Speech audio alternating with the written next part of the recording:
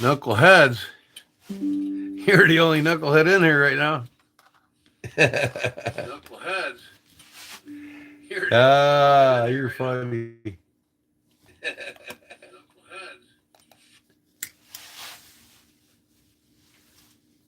There's only one knucklehead in there. What up? What up, Jerry? Oh. Uh, Late start. Passed out on the couch. Hey. Yeah, pretty cool, man.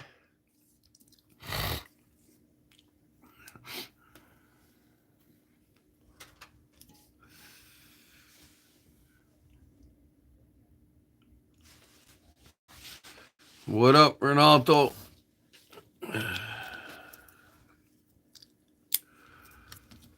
Oh, I better tell everybody I'm live. They're like, I didn't think you was going live. Be right back.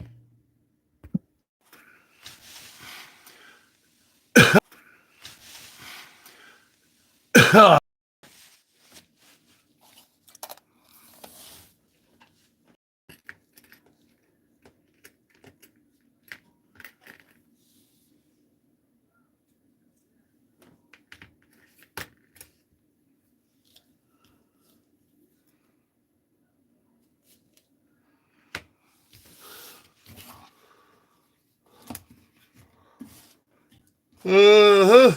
Uh, Man, wake up.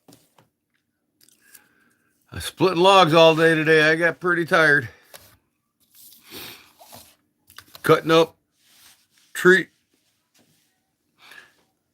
My brother brought 2 trees completely cut up to my place for firewood.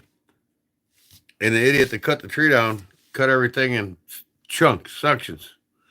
So I got a bunch of limbs in the main trunk. So I got to cut all the limbs up into logs. Big fucking limbs, you know what I mean? And then I got probably a whole cord split today.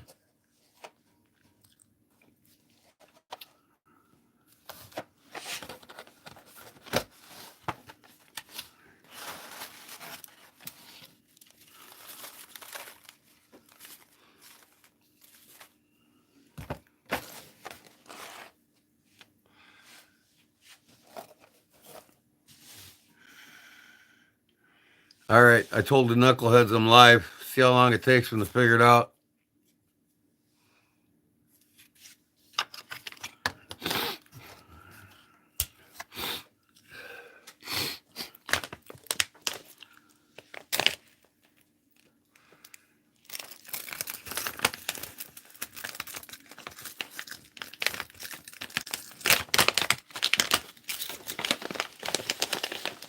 Future trunks. What does future trunks mean?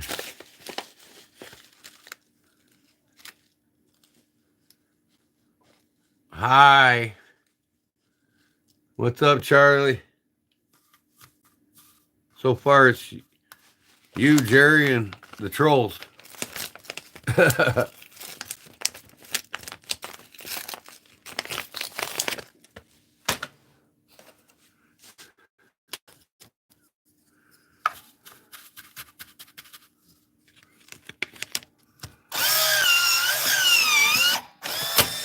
Oh, shoot. Man, wake up.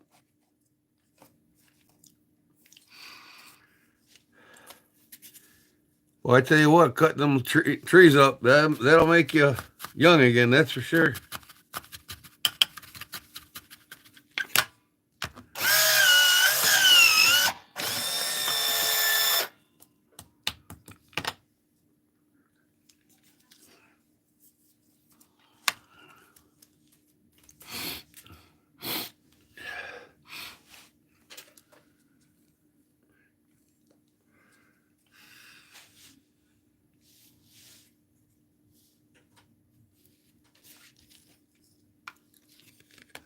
I'm going to turn my camera on.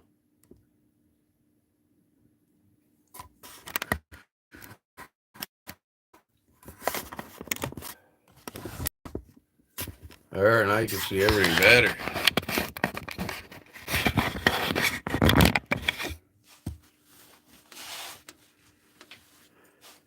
Still likes to go blurry, don't it? If this keeps doing this, oh boy, it's worse, ain't it?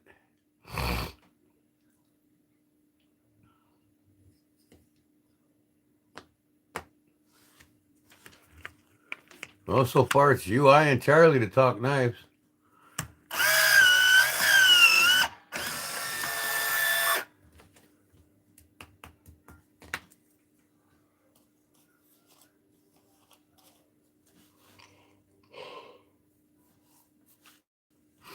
Talk knives and leatherwork tonight.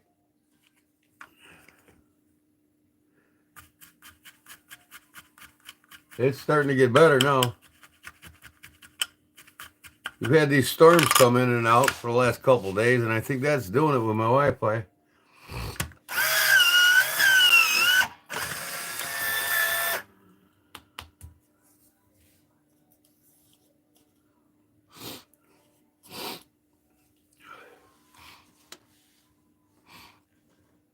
My plans are to make something simple and give it away.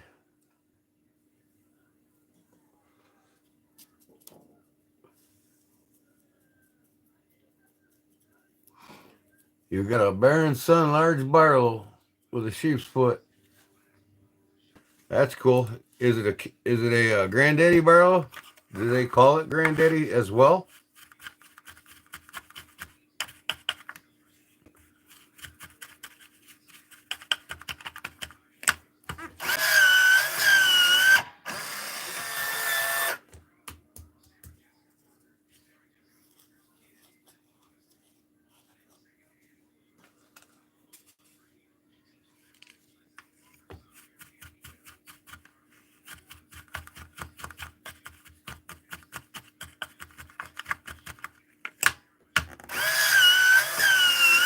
Be right back, he says. All right. I'm sure a bunch of other people are live. That's probably where all my patrons are, or fans. I'm going to have to look.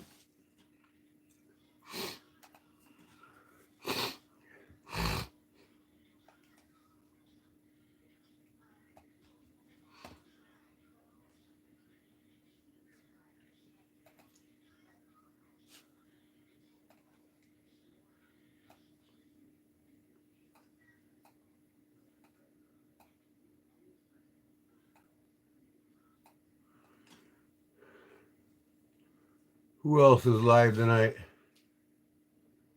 What up, Claude?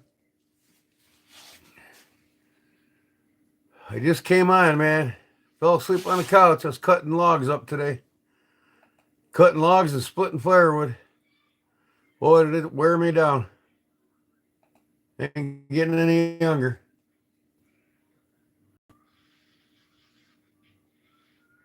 Sanctuary Sunday.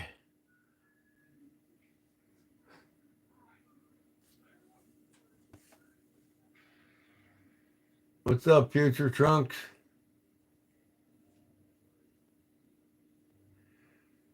Uh,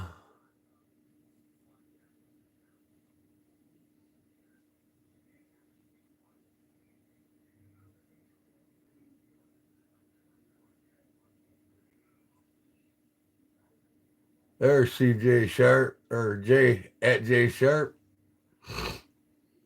What's up, man?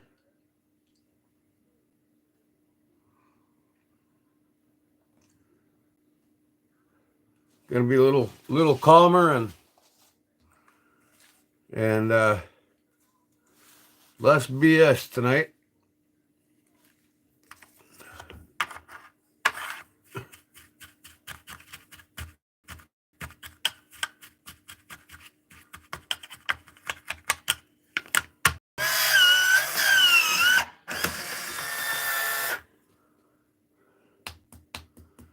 Oklahoma says hi, huh? All right.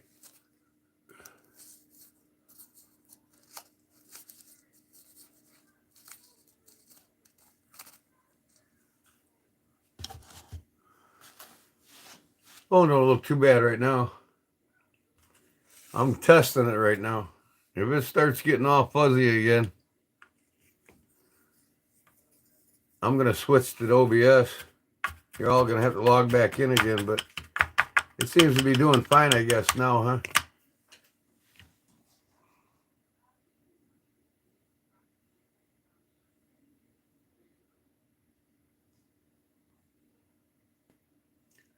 Well, it don't look like anybody's live right now.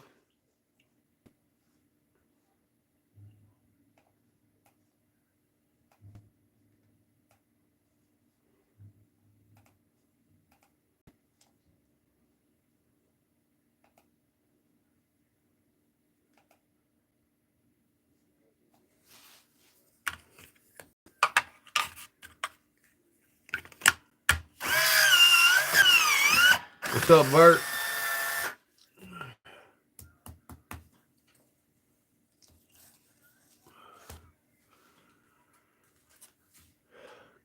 I got 4 more cigarettes to make, and I'm ready to get rolling here.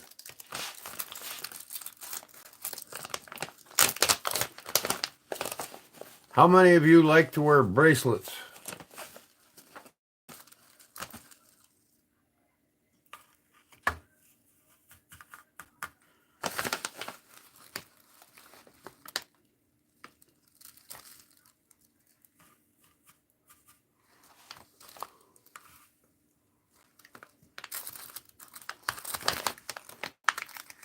Y'all like to wear bracelets?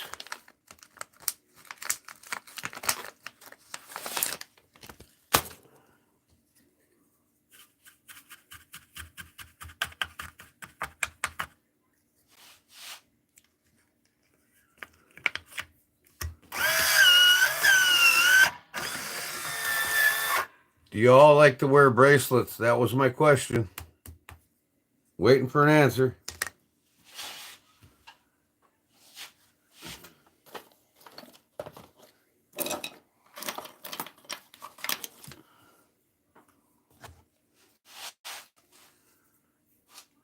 You don't wear bracelet. You don't wear nothing, Claude. You wear flip-flops, Crocs. That's all you wear.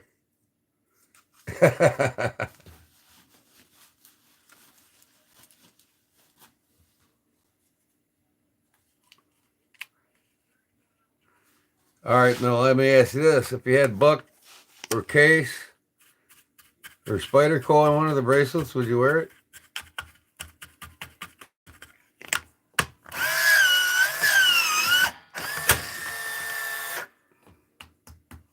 It must be a dying thing. Am I the only one that wears bracelets?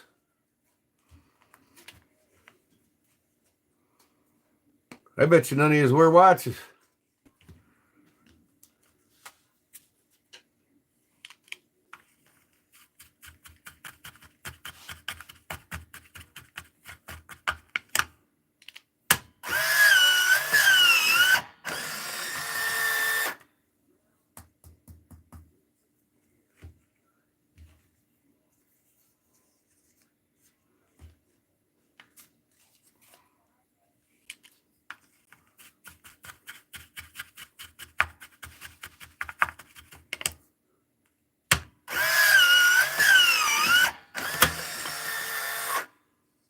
What up, Lulu?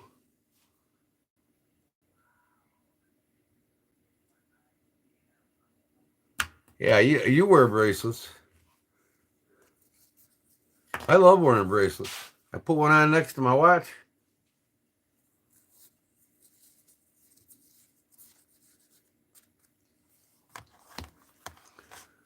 Oh, I can think of something. I gotta get my ass to the leather store and get me some leather, man. Instead of going today and getting some, I went to the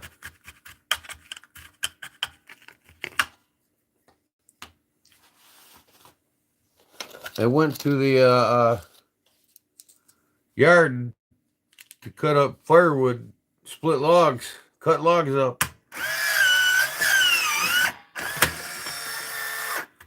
All right, future trunks, see you in a bit.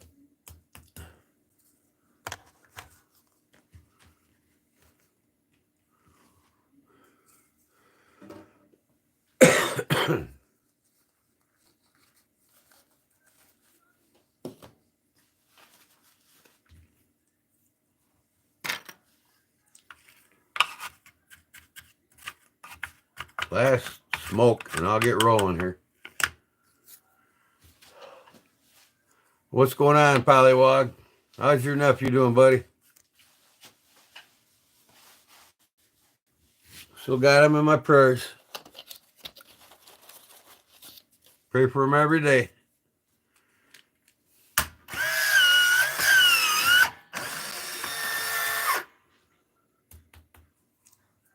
All right, got that done.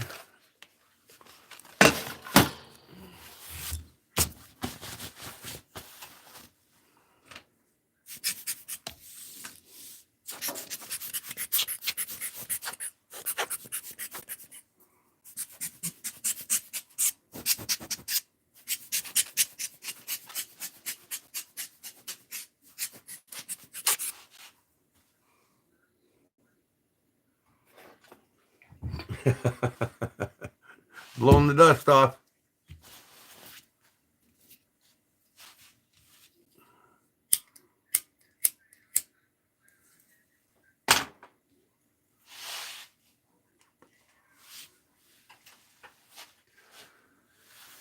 What's going on, brown sugar?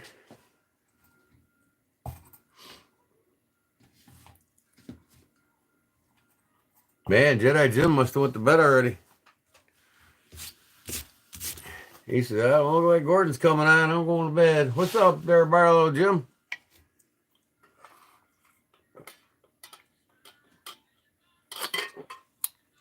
Like that razor you got today, but I got 3 of them. I'm really starting to, once in a while, I find a cool one, I'll get it. But like I told you, I'm on the hunt for the Brown Brothers Union Razor Company razors. That's what they made before they became K-Bar.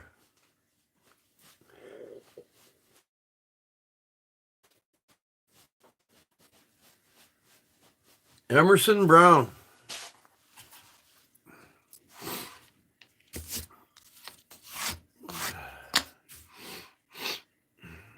Papa Jam. Looks like this phone here is not cutting it again, huh? It's a little fuzzy, but not bad. I guess if I don't move quick, it's okay.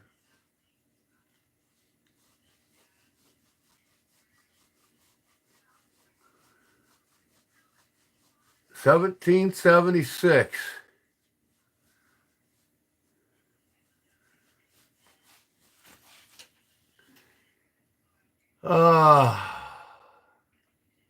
So, G-Man, about what I said before, Samurai are awesome, just one. They've been Mr. Urban Hollywood Westerns. Yeah, Hollywood blows everything out of proportion. That's for sure.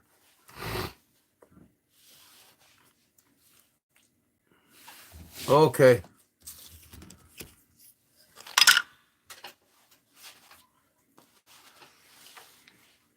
In fact, not just Hollywood, but the television in general.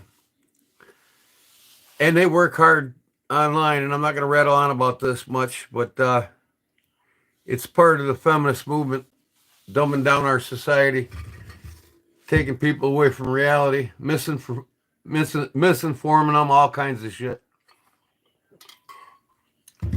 These people work extra hard creating an image what Americans and what America should be, instead of Americans themselves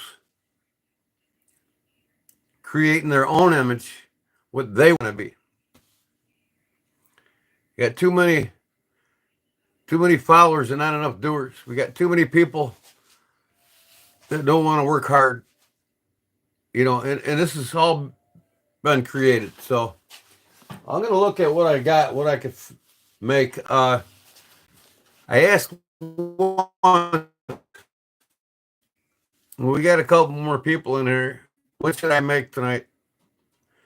Like, I wanted to make some bracelets and give them away, but I think bracelets are a dying fad. Man, what is wrong with this phone?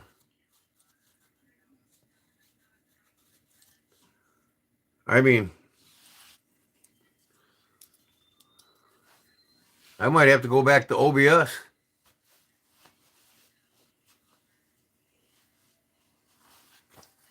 In fact, I think I'll put OBS on right now and have it ready.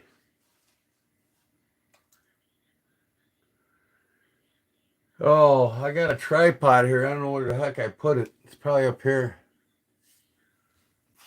I could put this camera on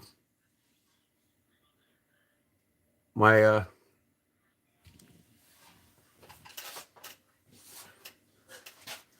don't it's just coming in and out. It ain't bad now.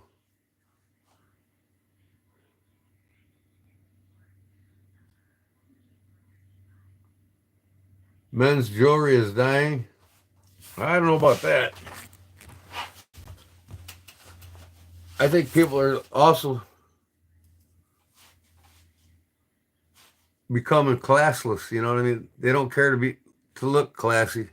They don't care to have things like one thing's for sure is come back, and it's starting to come back strong, is wearing pocket watches. There's a new movement started, a pocket watch trend.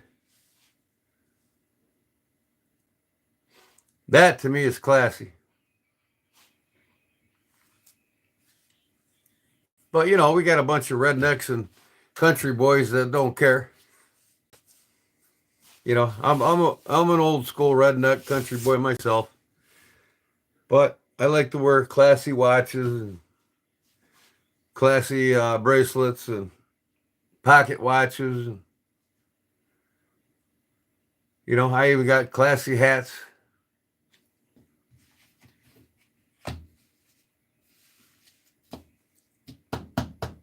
What's up, Chris?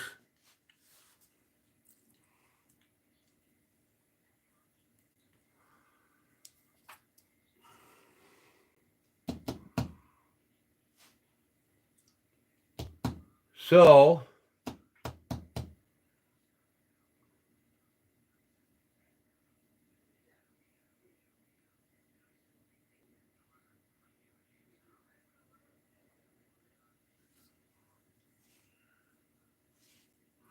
was never a jewelry guy.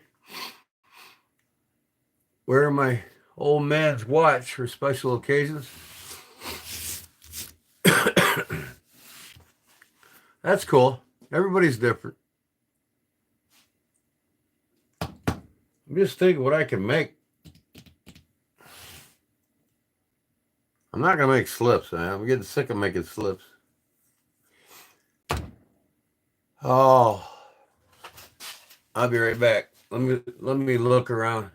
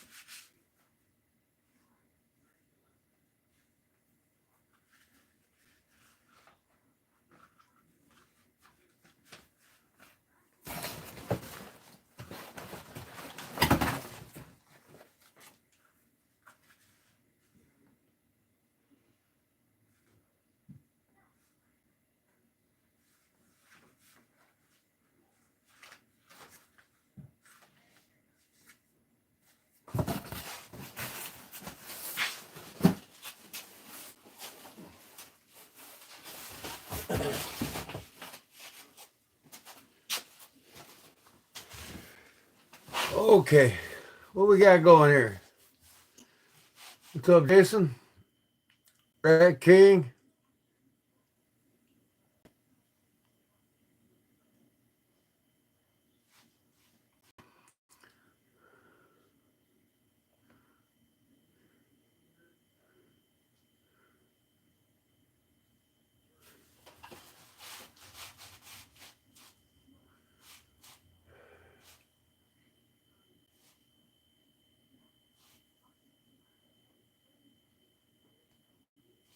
My old Pokemon cards? I never played Pokemon a day in my life.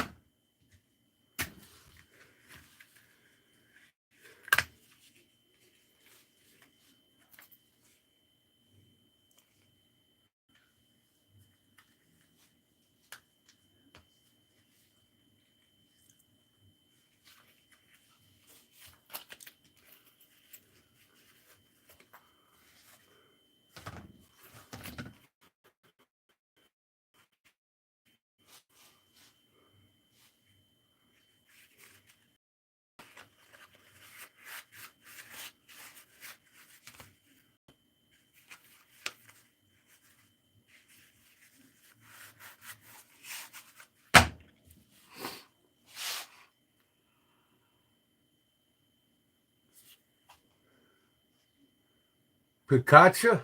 What's that?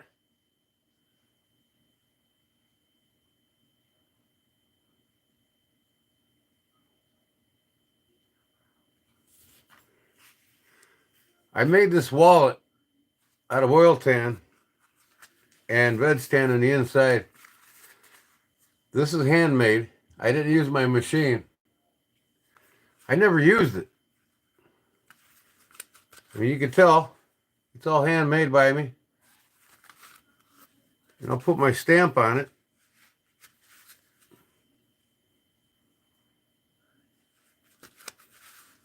Who would like to have a handmade wallet by me? I'll give it away if somebody would like to have it. It's an oil tan leather. And the inside is all veg tan. Who would like to have that? Okay. If I got 2 or 3 people that want to try to win this wallet, I'll give it away. Then I got another giveaway, and then one thing that I'm going to make. I'm going to try something different tonight. I think you're going to like it.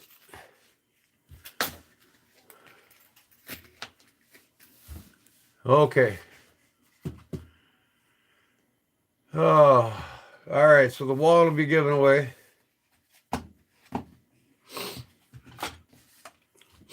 It's just a basic wallet, but it was all made by me. I mean, I probably made this thing. This is probably one of my first few wallets I ever made. And it's been in storage and I've never used it. Ever.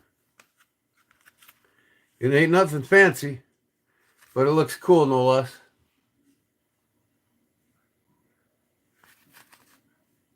You can see it's handmade. You know what I mean? The stitching and stuff. It's one of the first wallets I ever made. I've since improved, but it's still solidly built, so it'll last somebody a long time. All right, now I'm gonna make I made this about 2 or 3 years ago, and I never finished it, so nobody's ever used it, and it's just sitting. But this is all handmade by me. I'm gonna make the strap around the front, a little P38 gun holster. Who would like to win that? It's an open, snapless P38 holster. All I got to do is make a strap for it that goes through here and around the front. It's kind of like a Western strap. Now, there goes my darn phone breaking up again. Absolutely you. Okay. There's 2 giveaways. Now, I'm going to go find a piece of leather. I'm sure I got a piece somewhere. And I found this thing in an antique store because I always wanted to make one. So tonight I'm going to make one. And I'm going to give it away. I don't have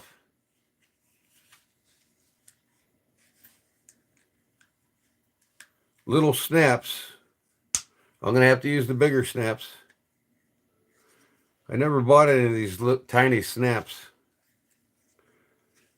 But I'll show you what I mean.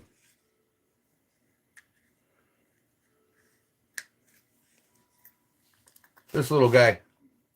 You ever see one of these? You know what it is?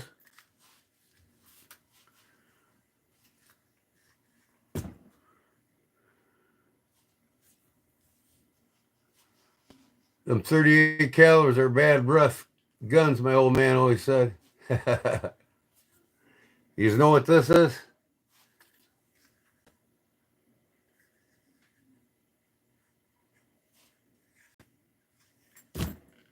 Yeah.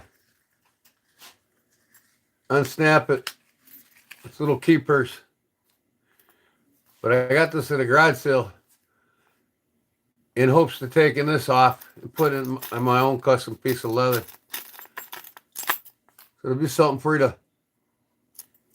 This is kind of classy here, see? You go out to eat dinner, you have your basic truck key, your house key, and a couple other keys. That's all you have to have on you. Fold it up, put it in your front pocket. But I actually want to buy some of these online. You can buy them online. I want to make a bunch of these. And, you know, for advertisement. And I'll put the Kodiak Edge on it. Or not the Kodiak Edge, but the Backwoods Leather logo on it for you.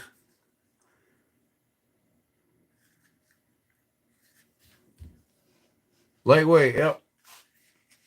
Sometimes you don't feel like grabbing your honking keychain, you know, with 50 keys on it. This you can grab and go have your dinner, come back home, and you're golden. So I'm gonna make one of them. I'm gonna decorate it all the way around like this one. Put something fancy in the front, and I'll put my logo on the back. And I'll give it away.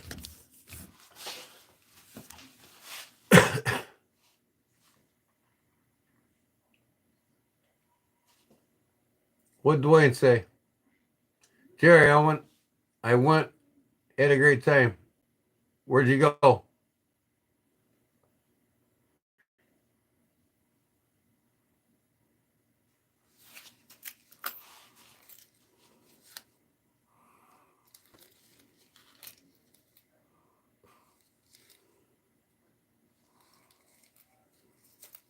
Let me cut this off.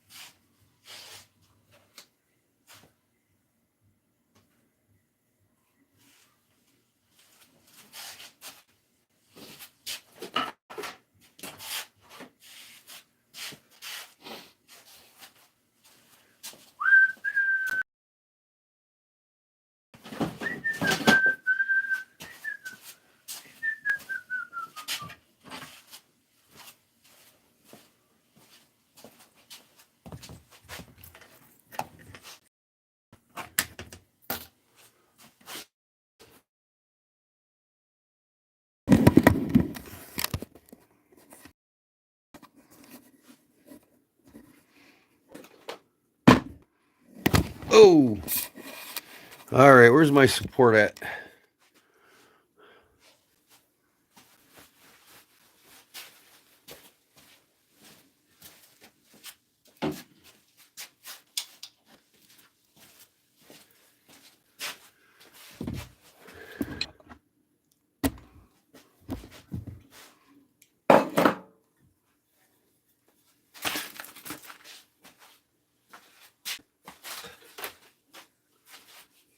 My new find. Cases tested double X, not case. CASES tested double X meat cleaver. This is from 1930. I'm just going to clean it up really good, get all this rust off of it the best I can. And this got a little crack in the front here. I think I'm just going to leave it because it's original. And just clean it up. I mean, I could put a whole new handle on it and everything, but that takes away from its intrinsic value, I think.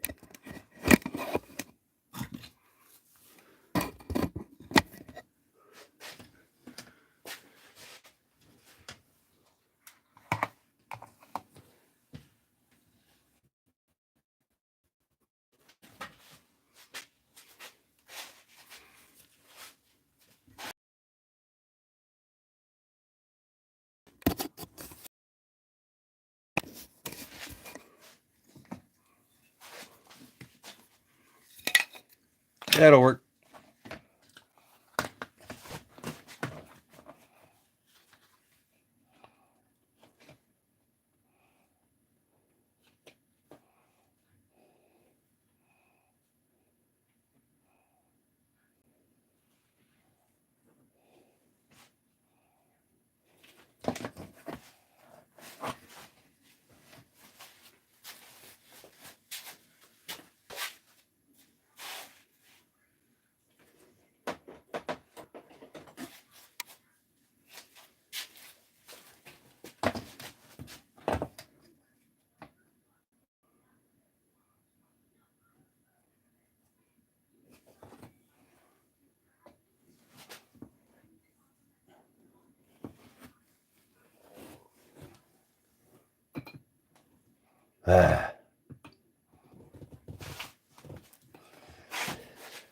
I gotta sharpen this damn thing.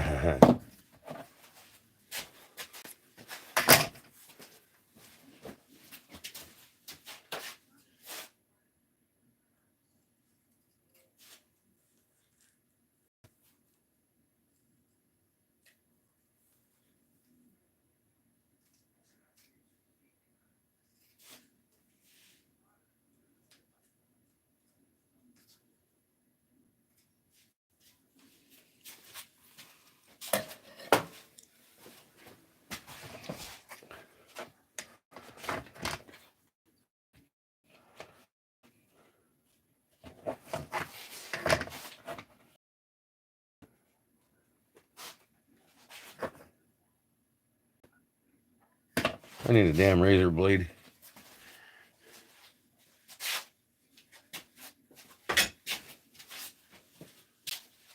Oh, razor blade, razor.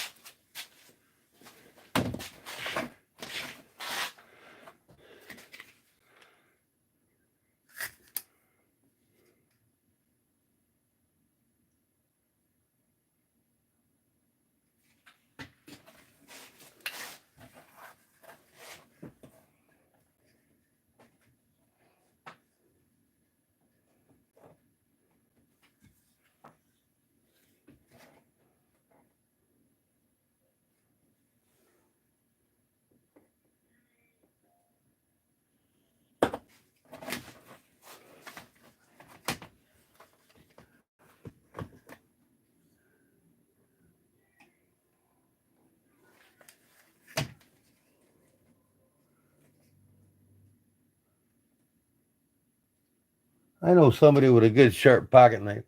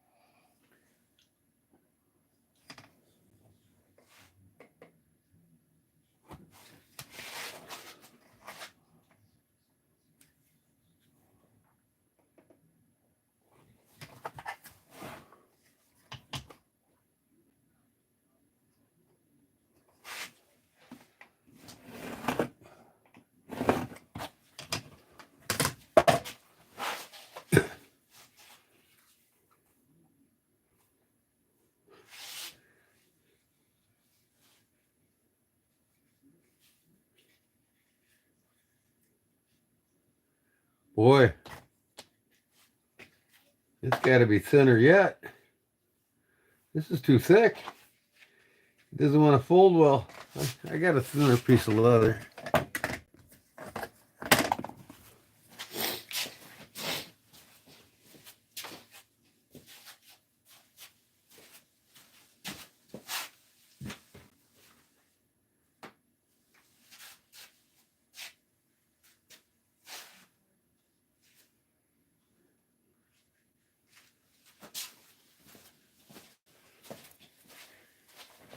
How about the old python skin, huh?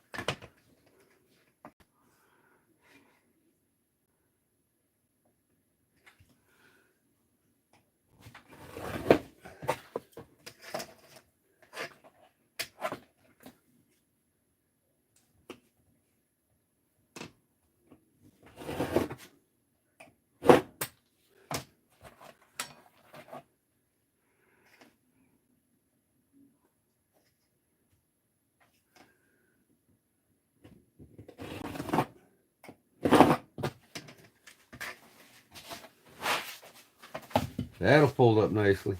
Yeah.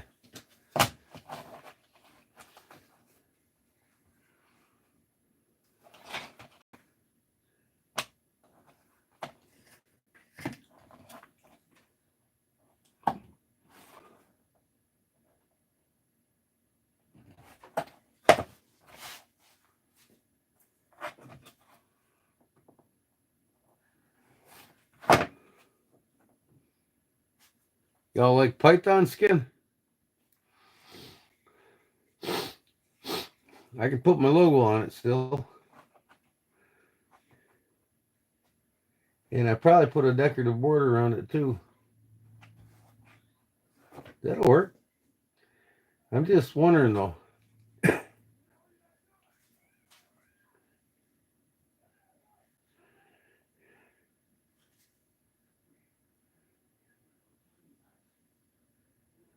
I have to go with one snap in the middle here. I'll bring this to a point. Instead of like 2 snaps here. Because these are tiny snaps and I don't have them. So I'm going to do 1 snap, I think. All you got to do is cover your keys, right? So I'll mark this.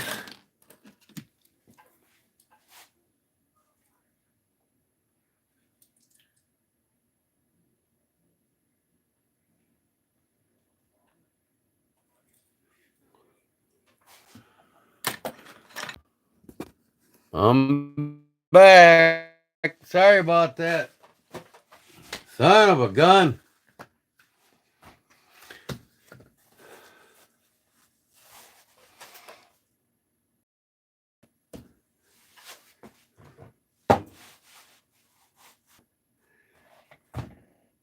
I'm back. Sorry about that.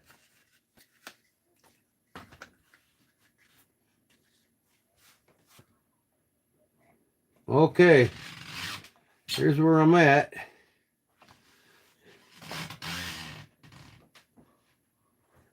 I got to make one of these for myself. These things are, like I said, when you want to go out to eat, you don't want to take your whole honking keychain with you. I think these things are making a comeback. What do y'all think?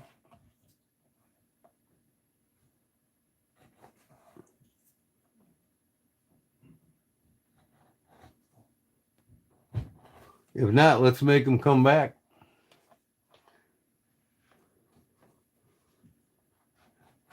When you do a pocket dump, what you carrying, you can pull one of these bad boys out, right?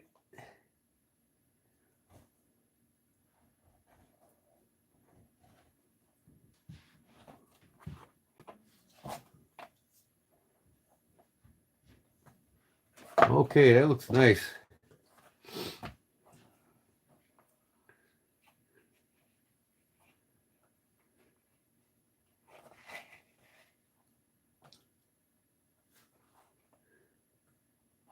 A little envelope. That'll work.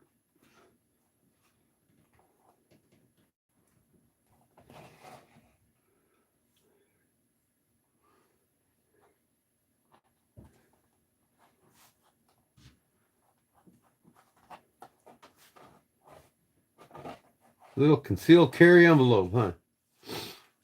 All right, now I got to get this riveted here.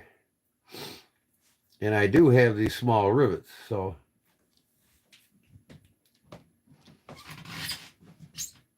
give me some nippers.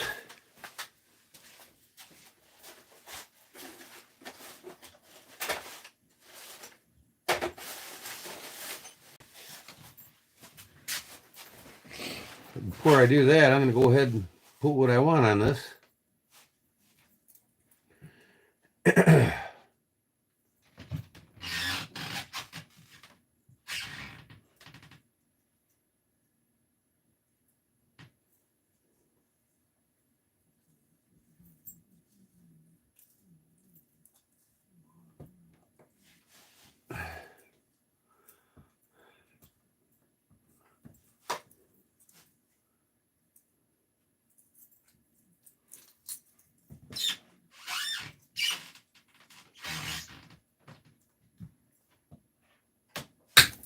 Oh, there's one rivet.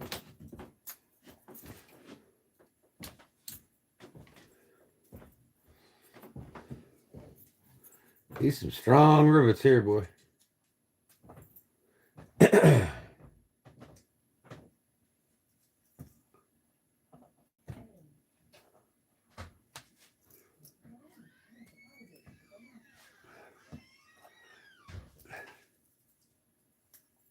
Oh, come on. Hold on, I gotta get some pliers. The brass is soft.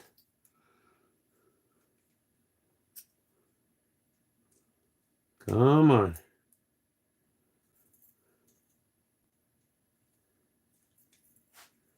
Okay. Actually, huh,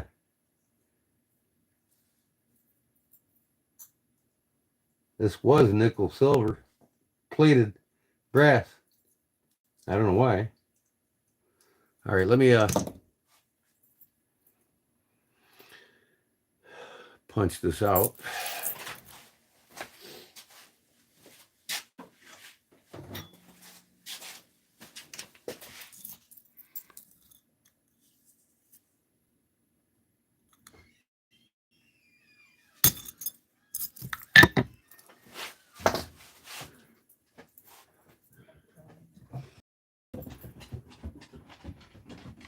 I'm going to go on my vise and pin this down.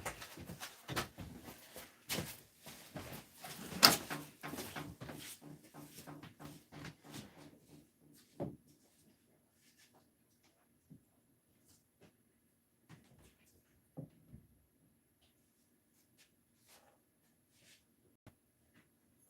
now ain't that fucking work.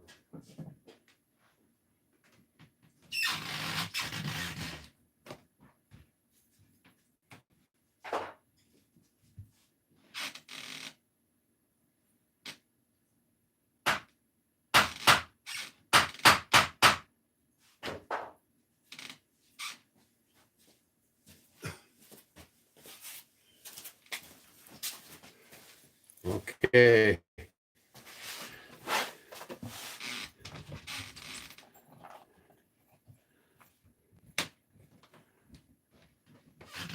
We'll go right there, like that, and snap. Okay. One honk and snap right in the middle.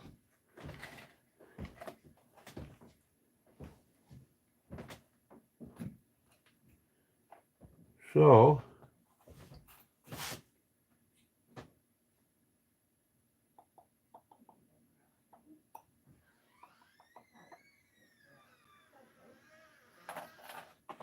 let me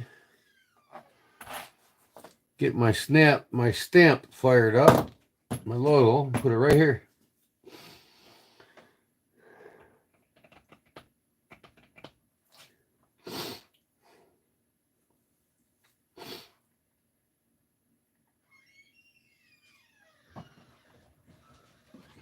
Now I'll do that.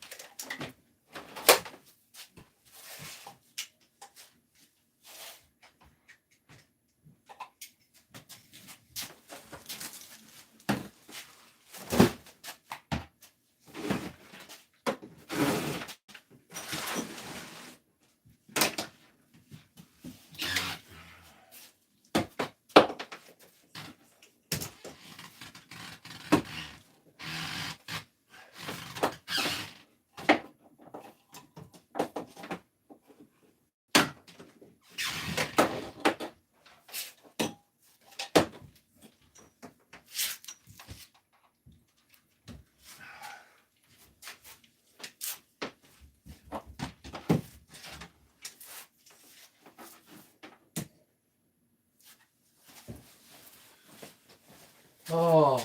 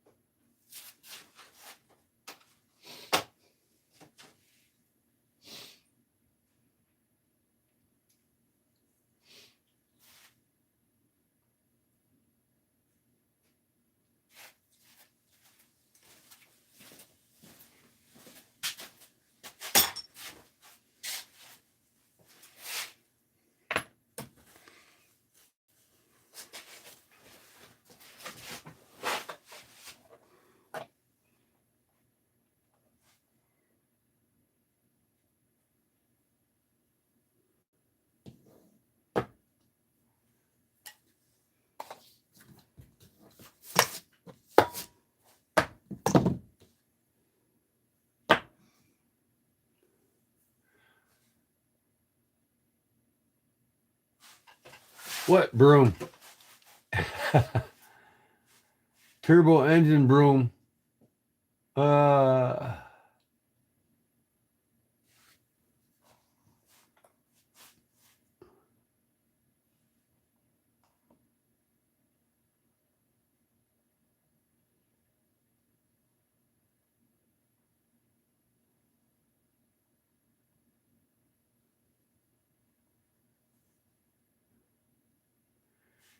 Hey J Sharp, yeah, I'm out of key rings, man.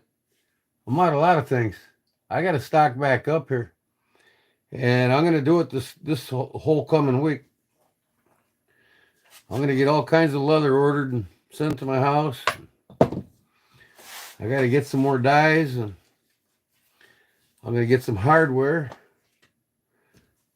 different kinds of snaps. I want to get key rings and all kinds of crap. I let my supply go down, and that's that.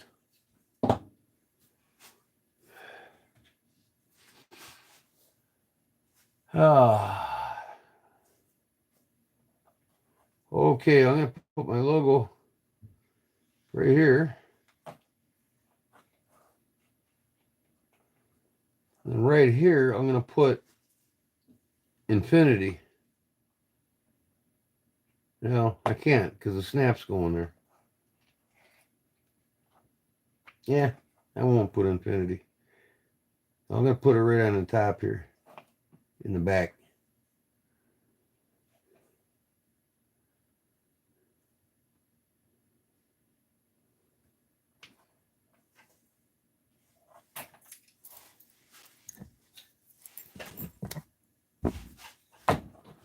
There's a story behind this infinity, and I'll tell you, it's close to my heart, and now it can be close to your heart too.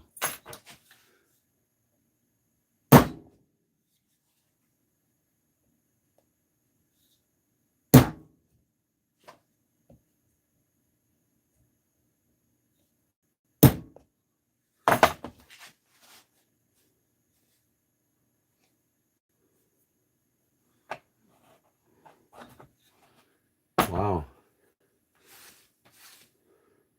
Okay. That's the infinity. You ever see the infinity logo? One of my best friends passed away not too long ago, and that was one of his logos. Here's another one.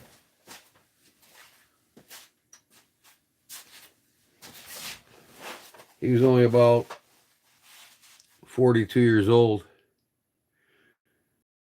This is like a smiley face, but what this is his company logo. He's actually in the Hall of Fame of paintballers. He's one of the world's top rated paintball guys there is. And he's got a company called Dreamy. You can look it up, Dream. It's based out of California. And I think he's got another branch in Texas. But this is his logo for Dream. It helps young kids get off to good starts. It sponsors and helps kids achieve their dreams. You'll see this big Dreamy sticker on the back of my truck if you ever see my truck again live. Some of you probably noticed it. But I put it on lots of things for myself.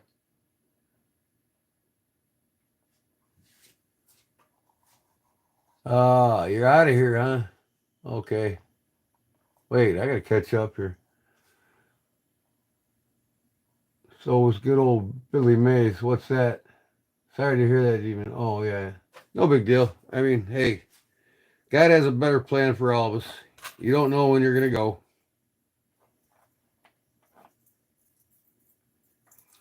But I'll get this rivet on here after I get the snap on and my logo on the back.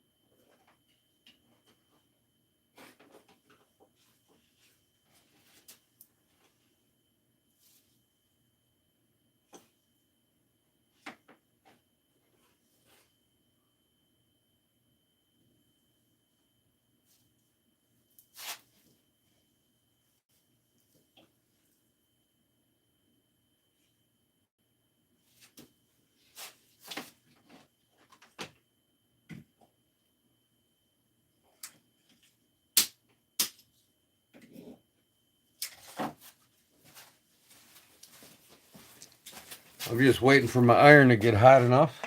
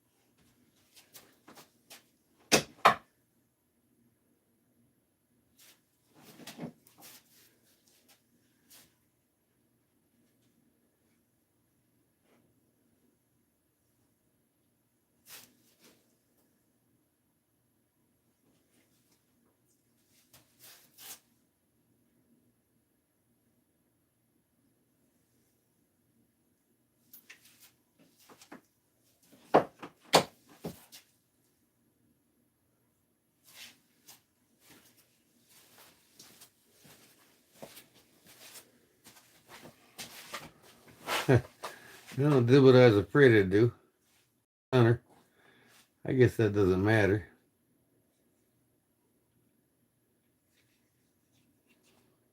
Yeah, it does matter. I'm gonna start again. I'm gonna leave this off too. It cut too deep. All right, take me a second.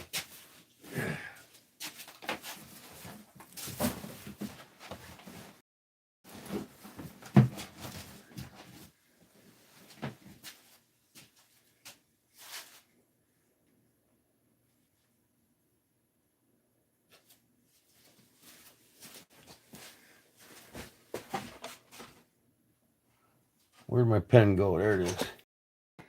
It'll only take me a second to cut this thing out. Right there. My scissors.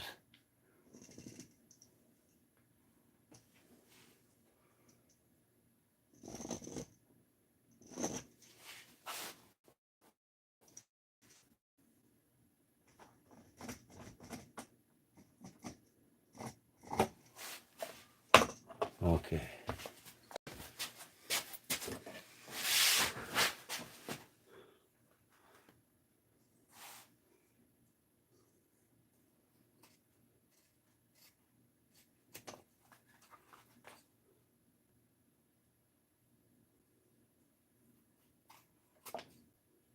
I don't need that dreamy on there.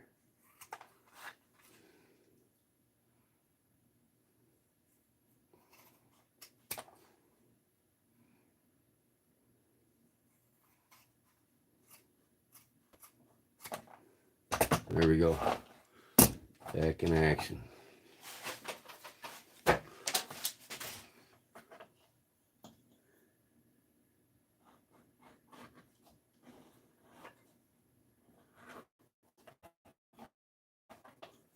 I'm just going to clean this one side.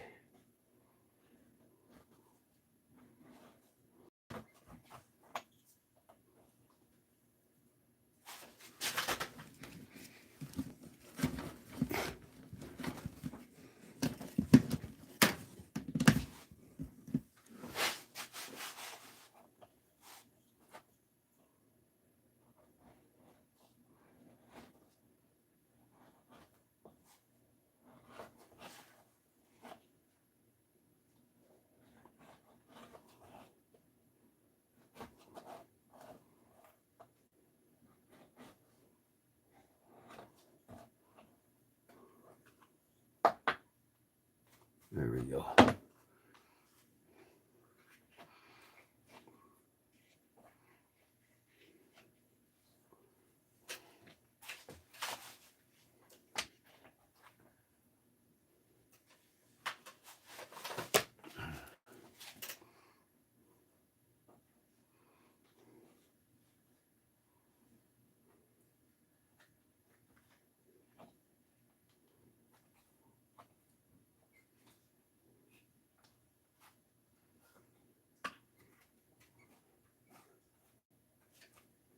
All right, back in action.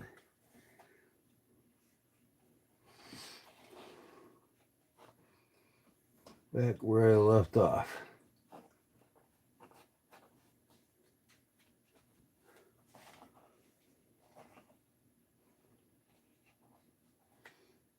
Okay.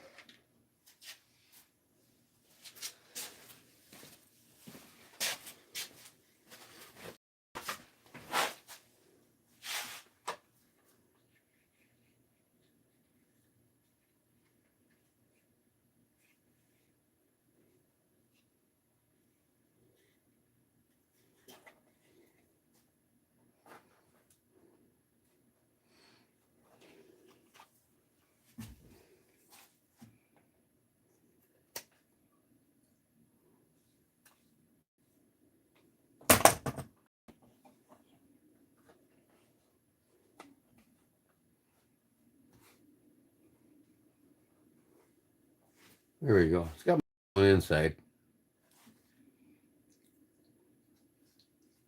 That's good enough. And I'll get to making a strap on this, and we'll see who the lucky winner there, huh?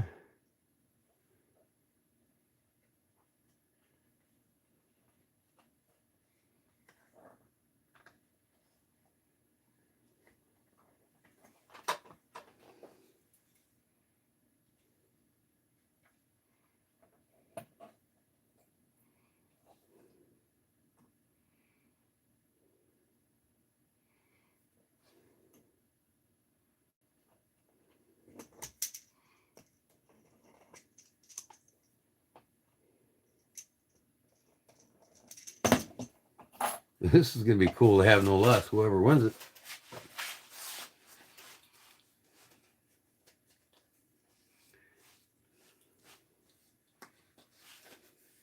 I'm going to have to make a bunch of these up. I'm going to get me a Kodiak Edge bear claw. Start putting my bear claw logos on shit for people. I don't know why I haven't bought one of them yet.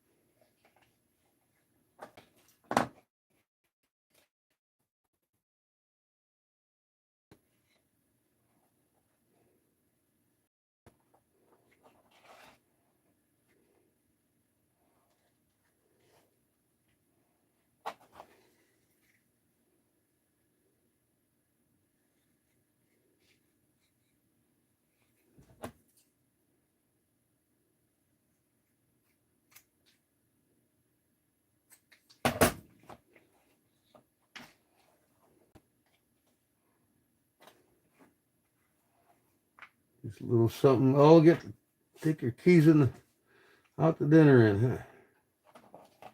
And think about me. There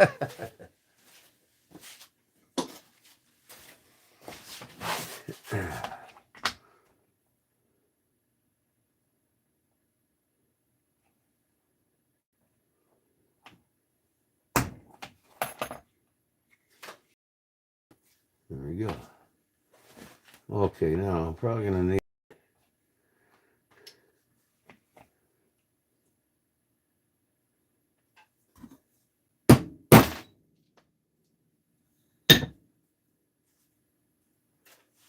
Smaller one than that.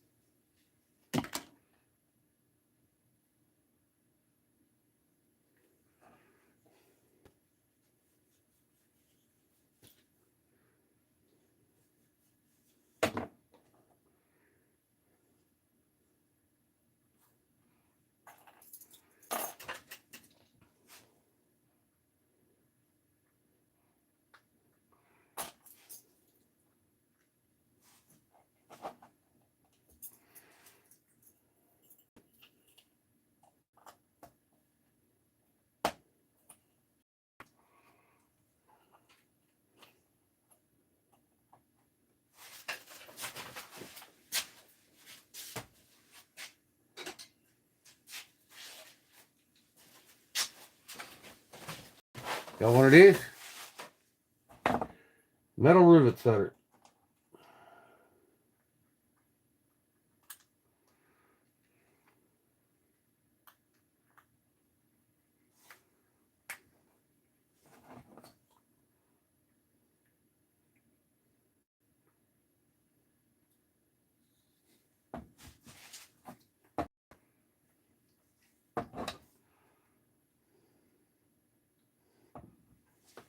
Another garage sale find. Always look through all the tools. That even punches the hole. I forgot about that, but get a hole punch on the bottom there. Punch the hole. Set the rivet. All in one shot. Paid a quarter for it. Garage sale. Always be looking at garage sales at all the tools, but you can see it set them rivets perfectly. Both sides. Just like the factory does it.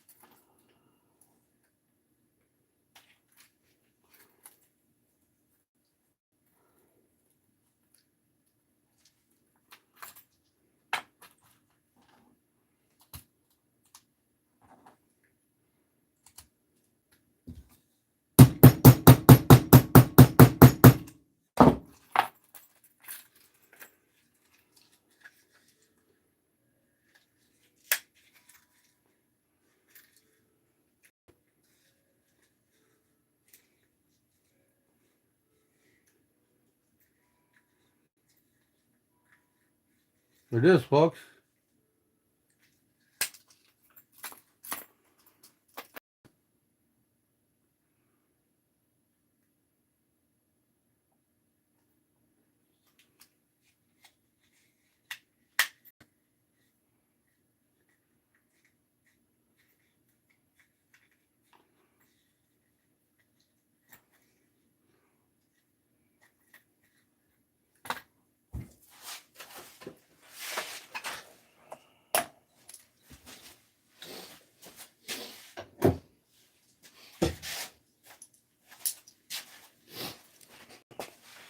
Okay, now to make a strap for that.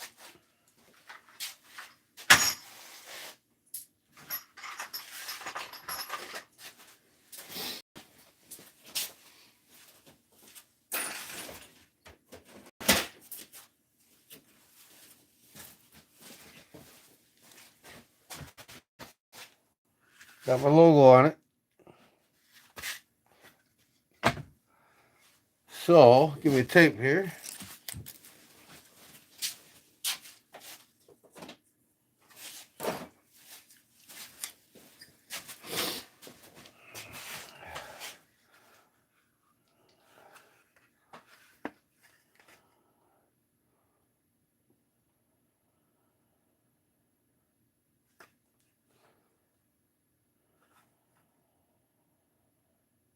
Five eighths.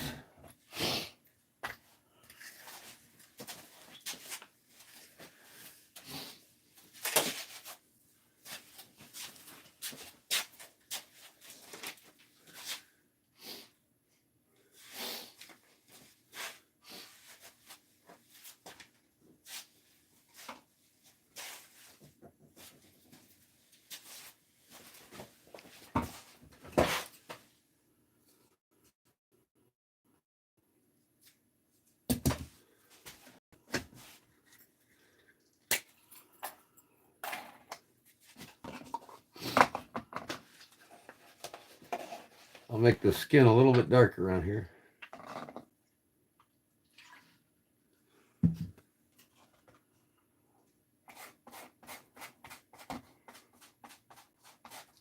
Keep you from getting it all dirty in your pocket.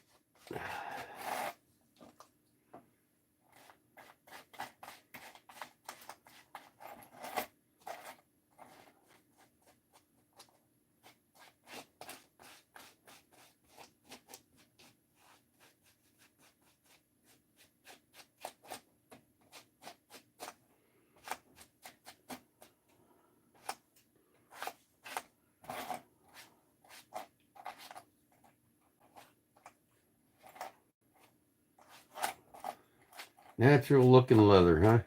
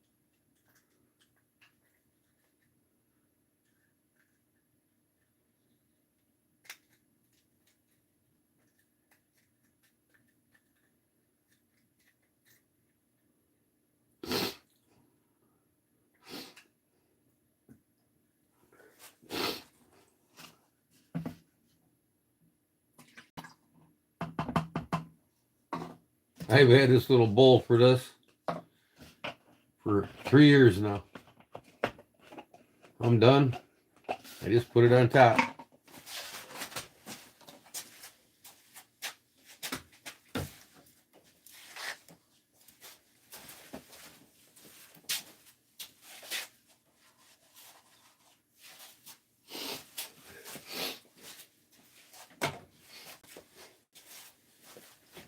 Okay, onto the strap for that.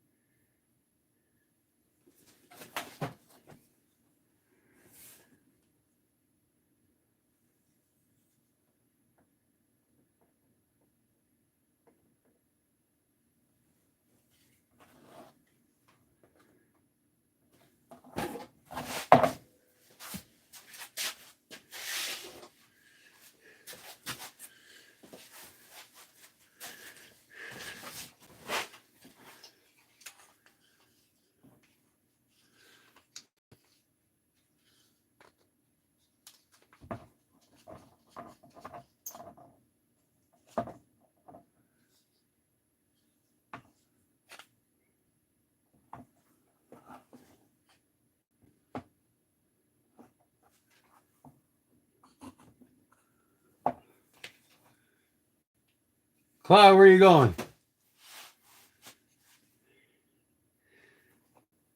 What, are you getting tie-tie or what?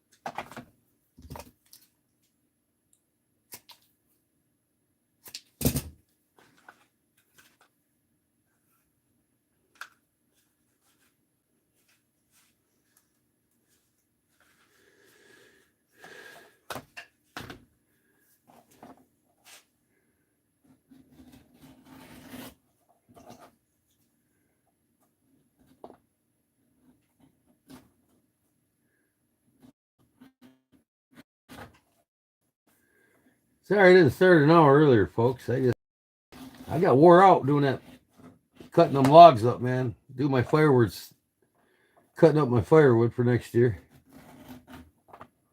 I'm not even halfway done yet.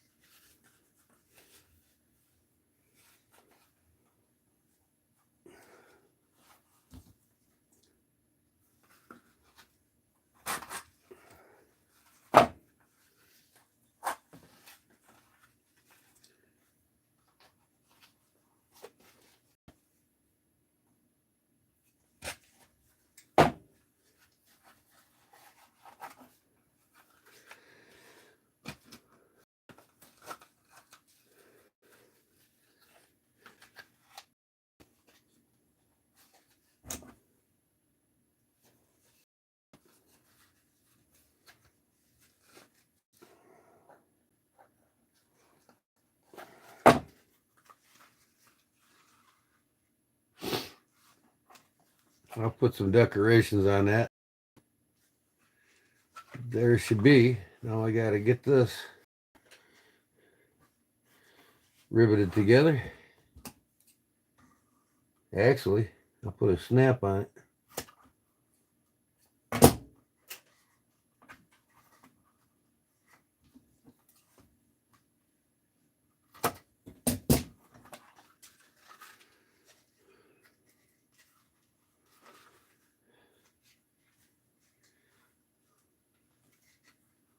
Actually, I'm going to skive it and, yeah.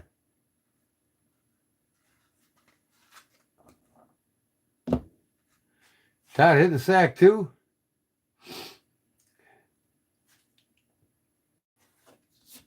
Oh, no, okay. All right.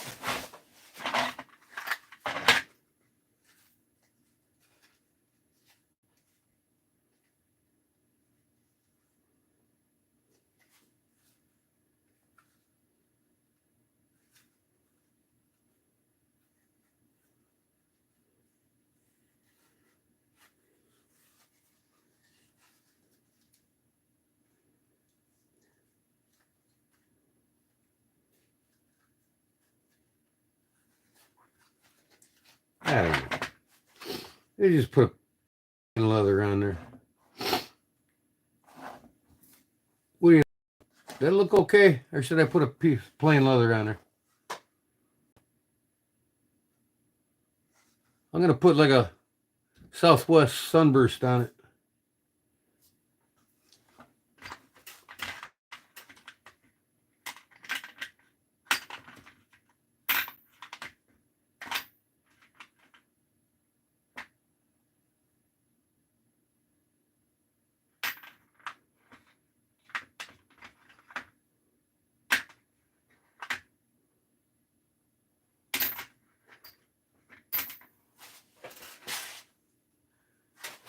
Okay.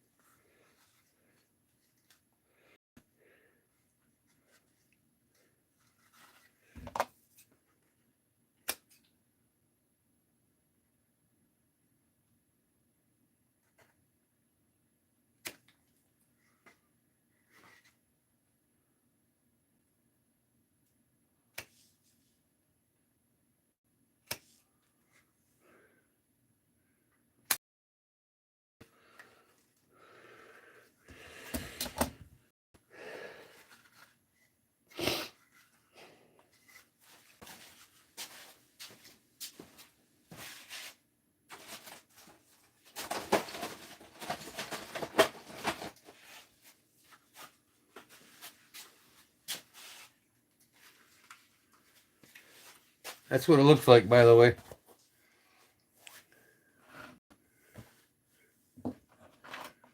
When it's done.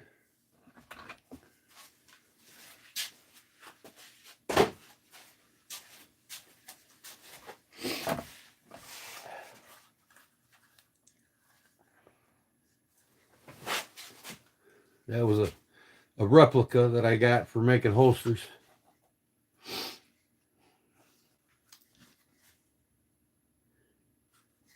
Your belt goes right through there. I'm going to put a snap on this.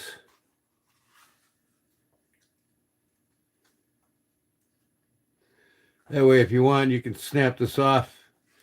And you can put any kind of thing you got at home.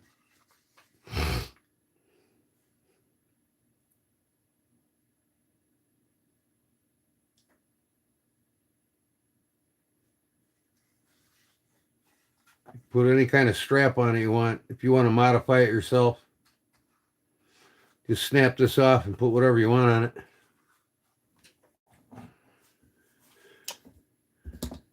Meantime,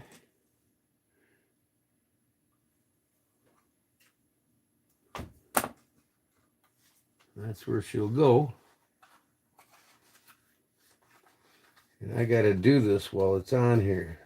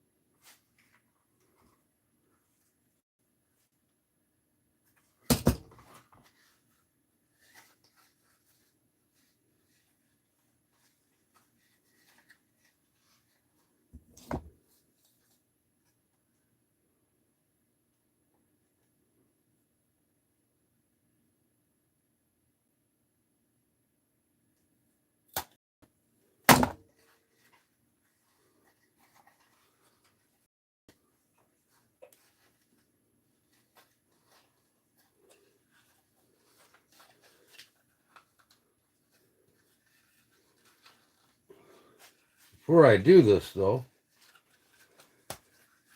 I better stain it, right? Or dye it.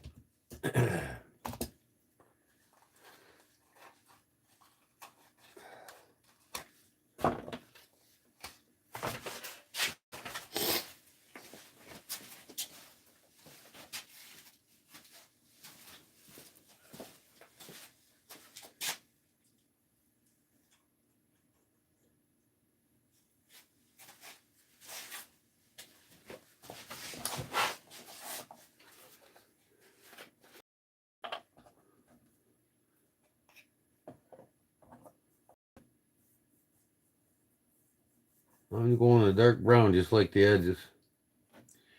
Accent it.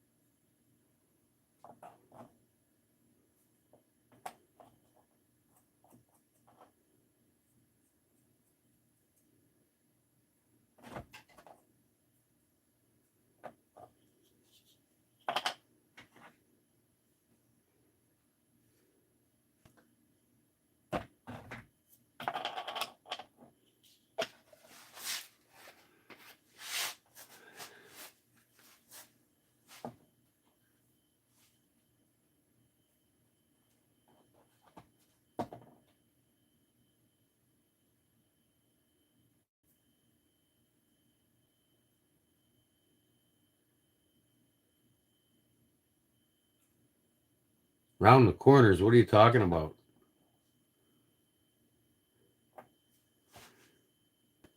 I am rounding the corners. Why are you telling me to do it?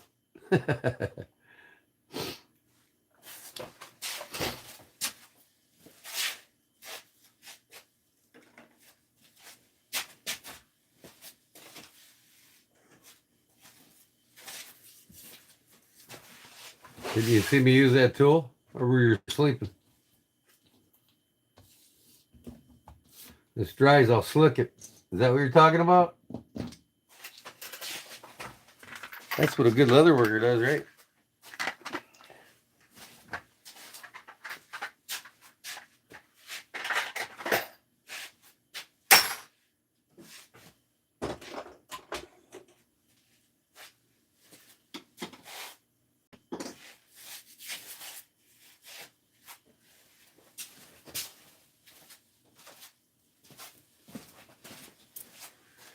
Oh, I gotta go buy me some more shop tools.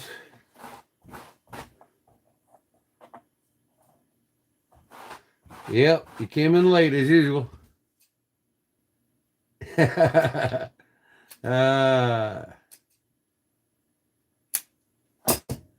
right, I need the blowgun.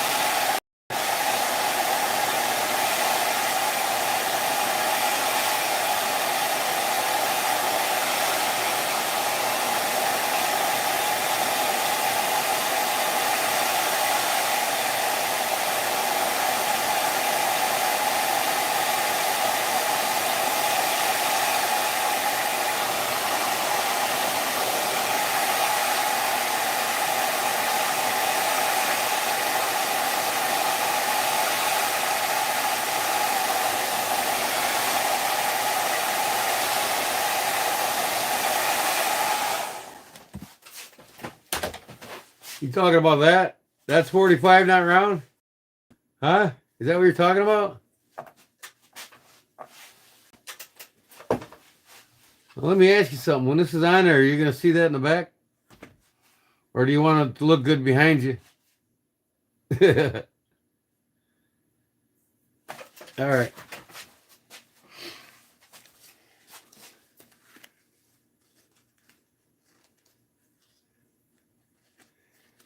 It's like saying, hey, y'all, I want some pretty flowers on the inside of my blue jeans. Inside, too.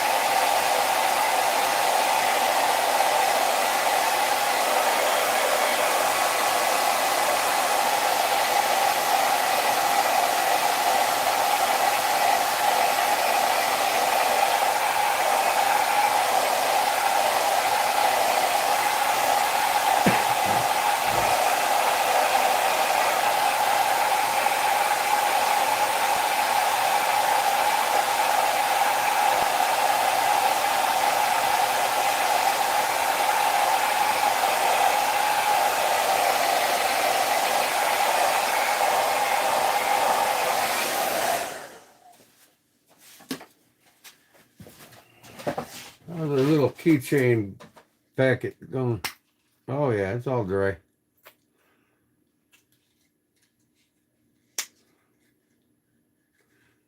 You guys gonna actually use this for going out? You know, put your house key in it and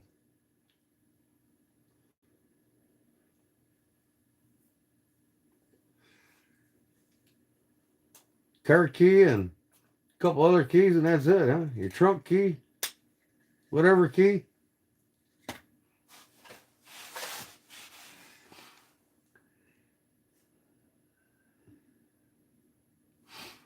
Still.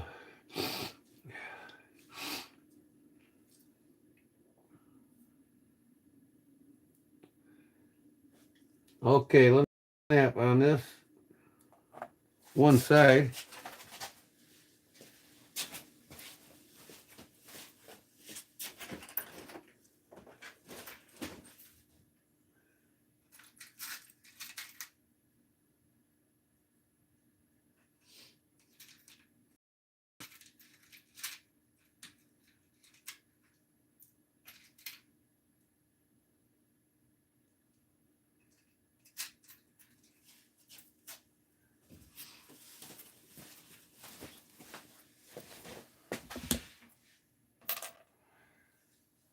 My damn.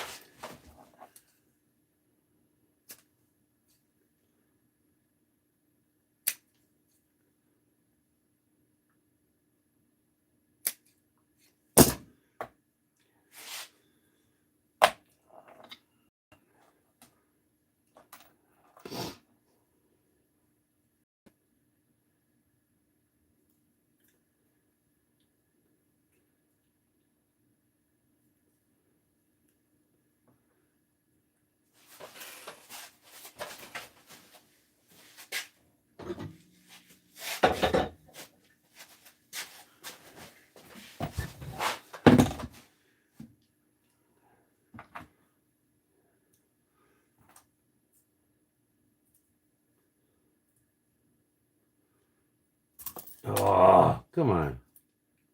Get on there.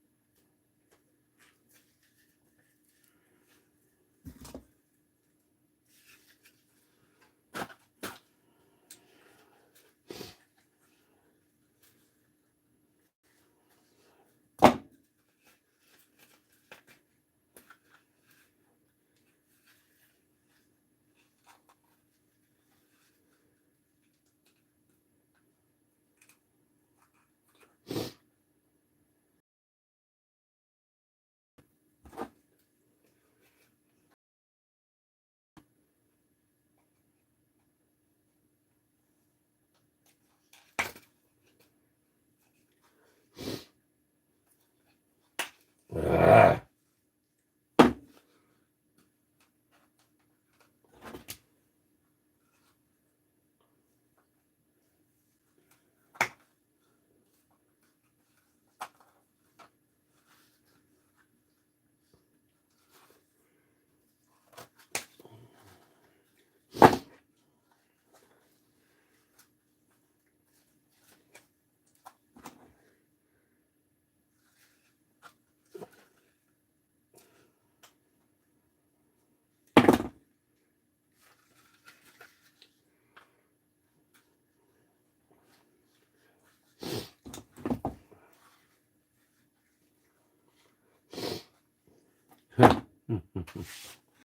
Okay.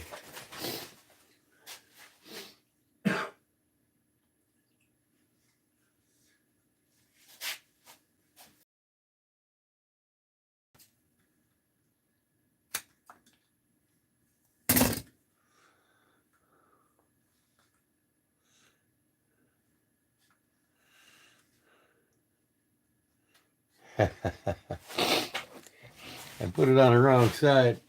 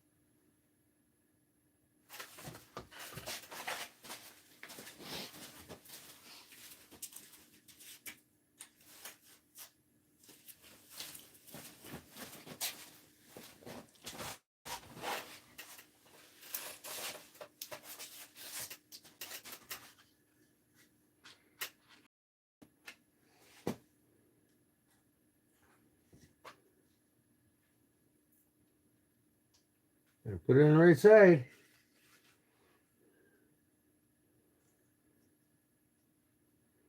I got this on the wrong side, but it don't matter. This is behind you, not in front of you.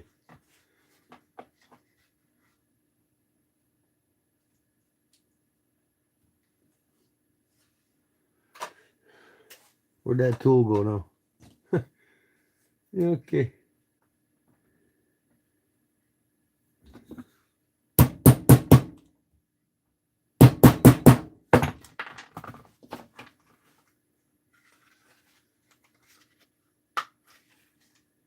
There we go. That'll work. What do you think?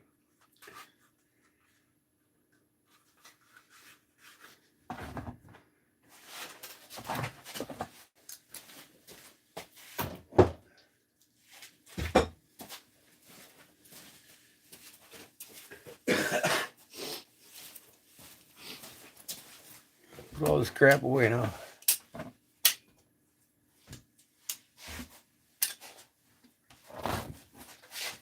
Get ready for the giveaway.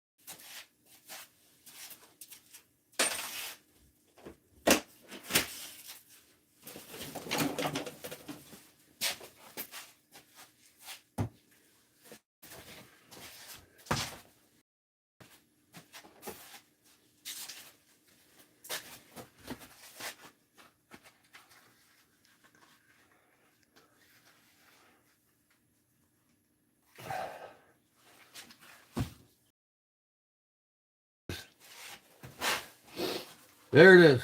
Here's the wallet. Keychain flap. Keychain case.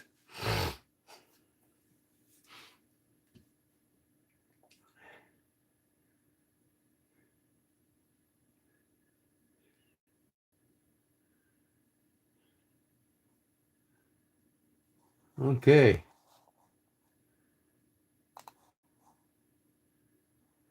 So, I'm going to get ready here now with the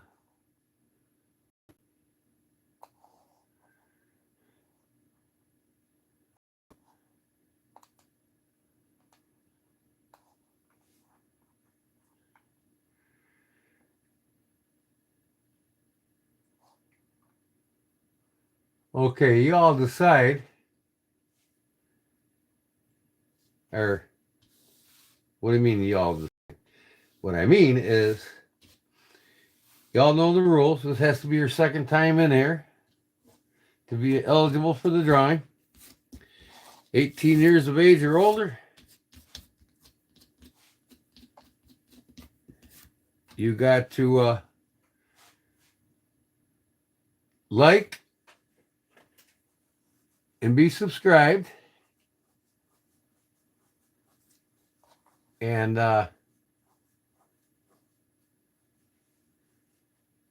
Jim here? Jedi Jim here, or is that Barlow Jim? Did Jedi Jim come in or no? Anyways. Okay, Barlow Jim, he's back in time for the giveaways. Is he going to be lucky?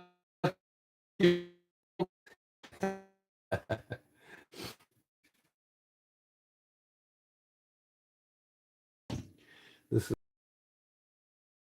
I carry this every day.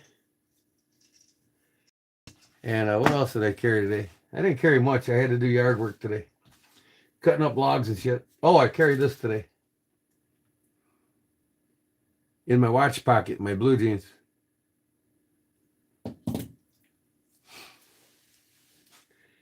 Okay. Been watching, huh?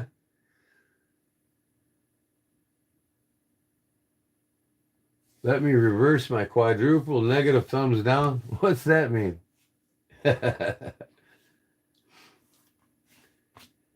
All right, now,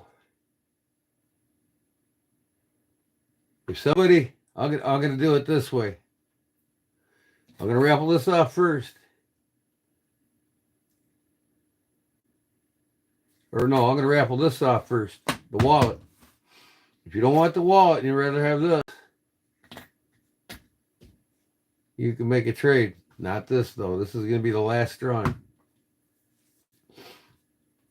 You can trade. I'm raffling the wallet off first. It's all handmade by me, no machine. This is one of the first wallets I ever made a few years back. Probably more than that, 4 or 5 years. But I've never used it. It's got 3 card holders on each side, so 6 card holders. And room for your money, your cash.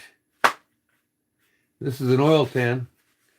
And I'll probably re-oil it before I send it out. Light coat of oil. Let it soak in. By the time it gets to you, it'll be perfect.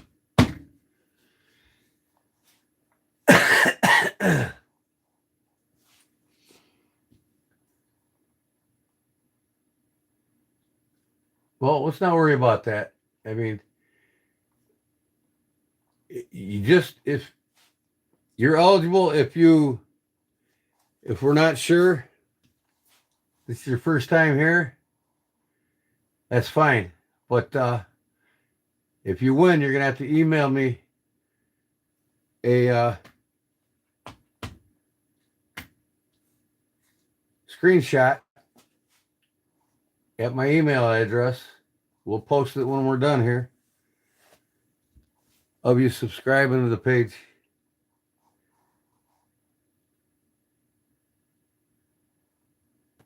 Yep. Okay. So that said,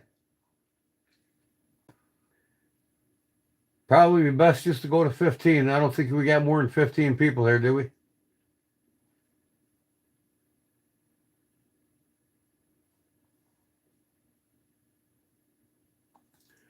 Yeah, I remember YouTube. I remember.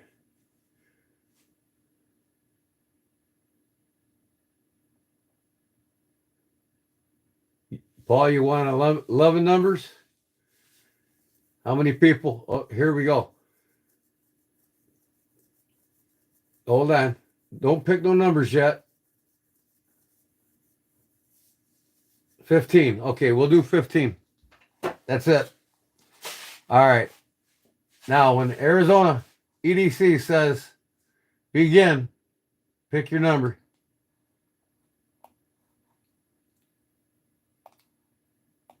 For the wallet.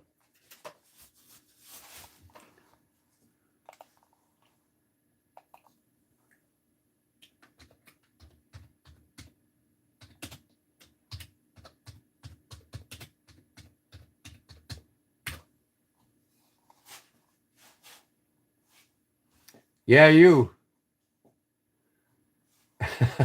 Not me. Come on.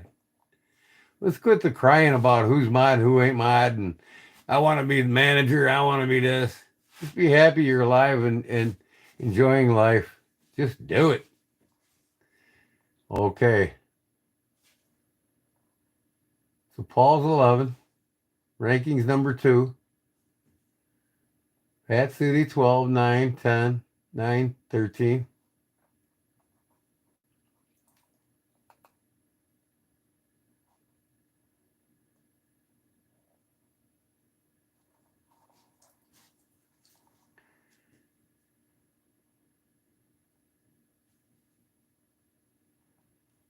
Hey, you've already begun. I don't have to say start.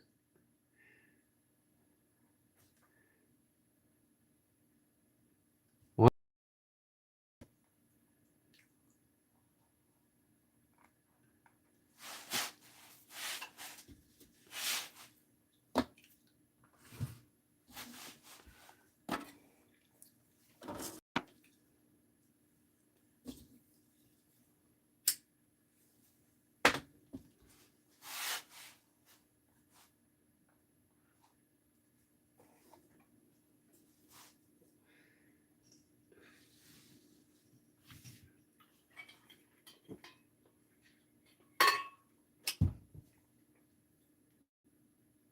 15 seconds.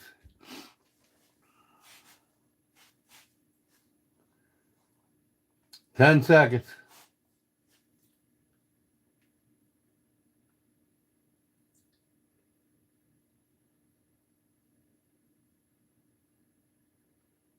All right, time.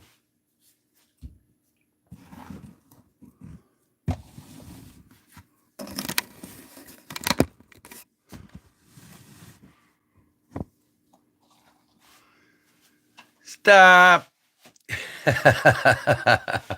Tag cars on it. All right, good luck, folks.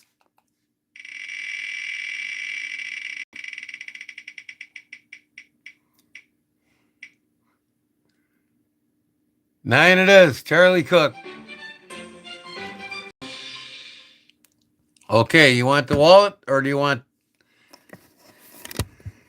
the wallet or you want the key fob?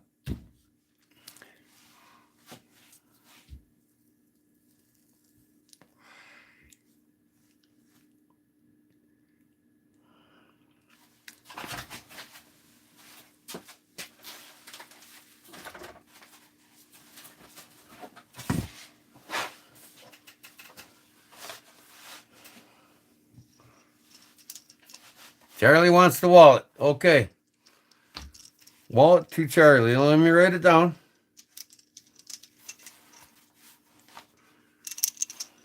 While I'm writing it down, I'm going to split this twice to mix it up.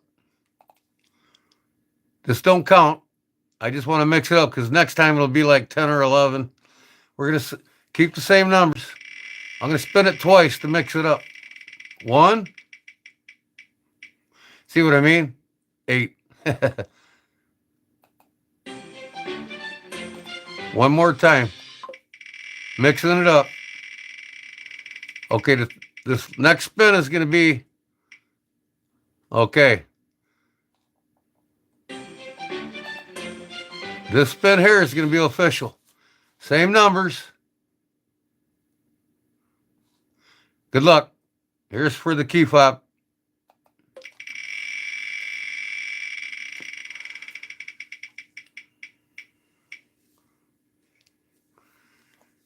Number 15.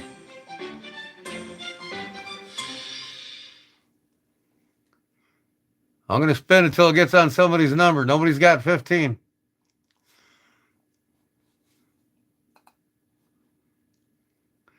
Spinning again.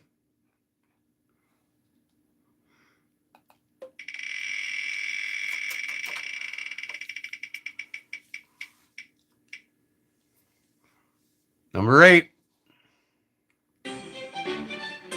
Brown sugar. Am I right? Brown sugar. Key fob. Or key wallet. It'd be nice to put that right in your purse.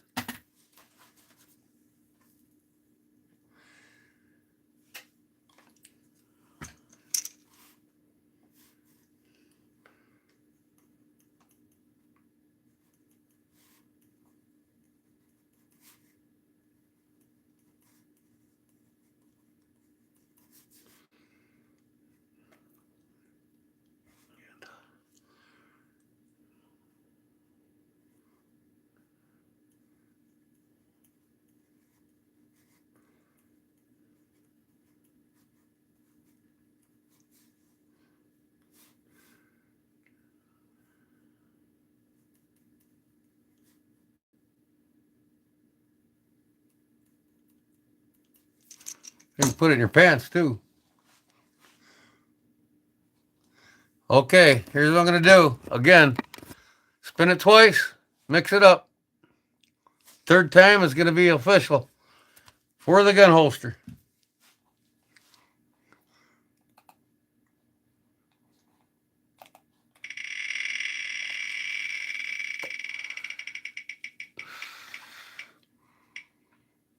Spin one more time.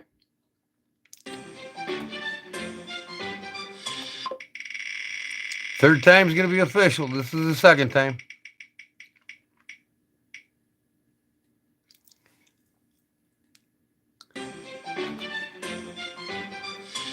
Okay, here we go. Good luck, everybody. This is for the gun holster.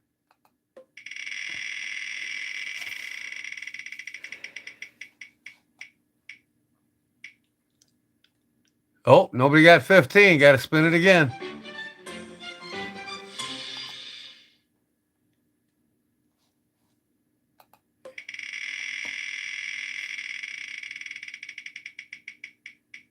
Oh, come on. Nobody got 14. Let me get out of this and go back to it.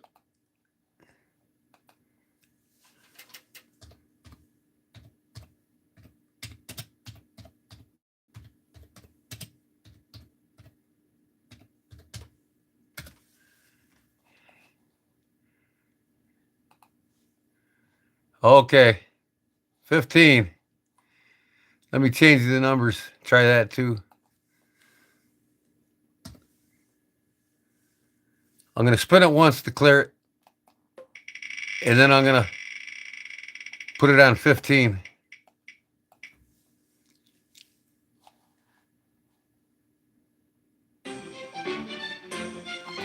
All right, 15.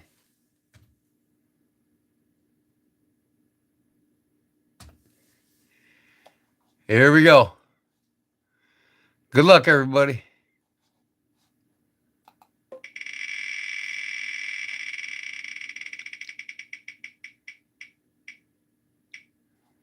$12.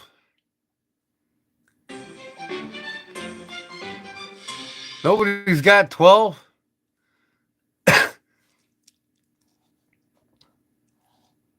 Man. Nobody has 12. All right. Now, you know darn well if this goes to 11, the next spin is going to be 11. I don't know. I don't like this random picker.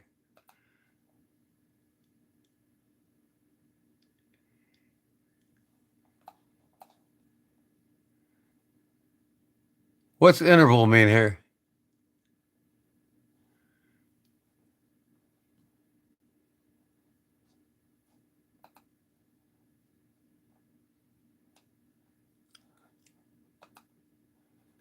All right.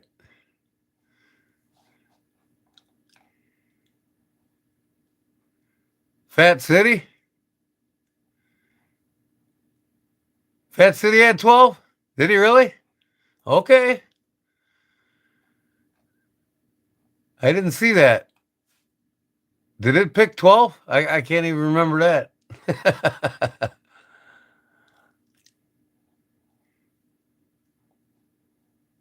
Fat City had 12. It did pick 12, right, guys?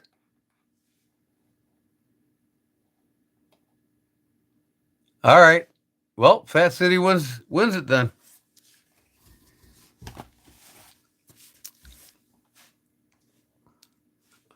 Okay, Fat City, congratulations. Is he here?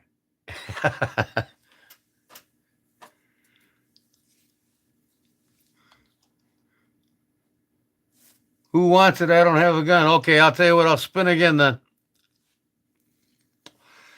We're not going to do that. We're going to spin until somebody wins it that wants it. Here we go. Good luck. If it goes to 9 or 8. All right. Looks like 2.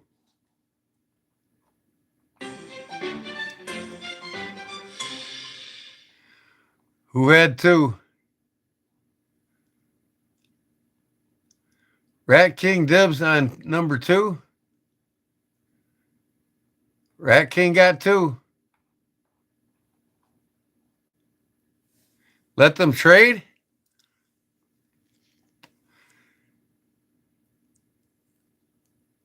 Okay. Charlie got the wallet. He's going to trade Fat. All right. Okay. It's up to y'all.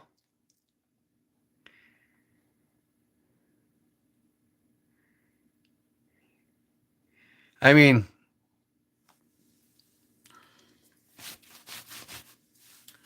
we didn't say nothing about trading, but, it's up to you guys. I'll let you decide.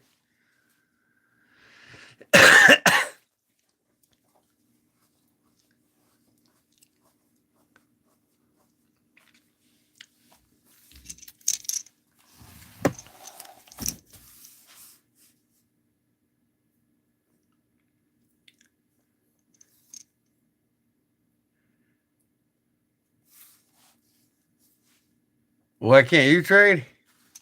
You want to trade brown sugar? You want to trade Fat City for the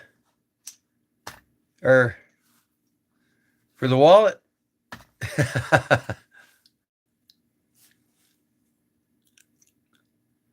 Okay.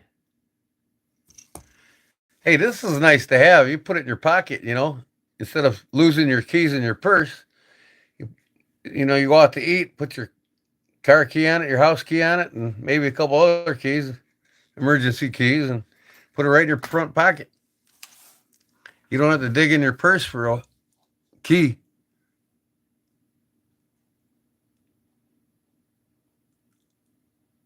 Okay.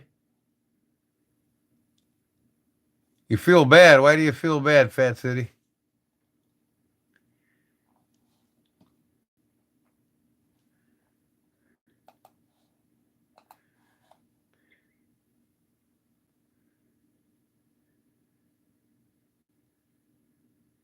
She has a push start car.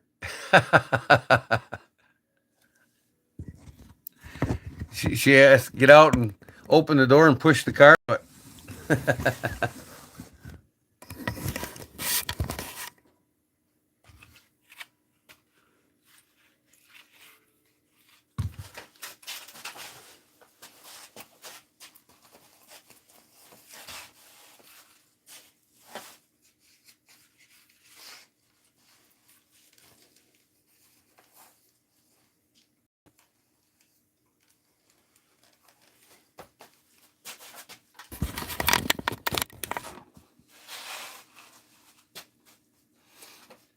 there it is. I'm not going to draw it because I don't want to get kicked off here, even though it's fake.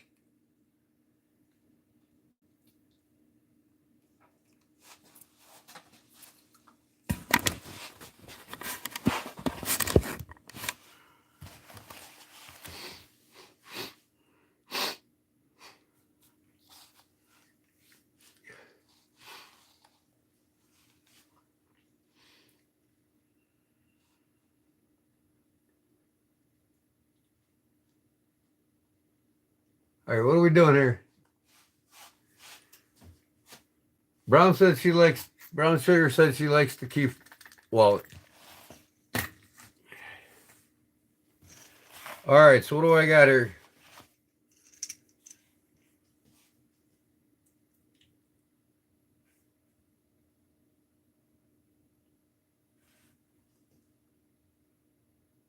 So Fat City's trading with Charlie, right?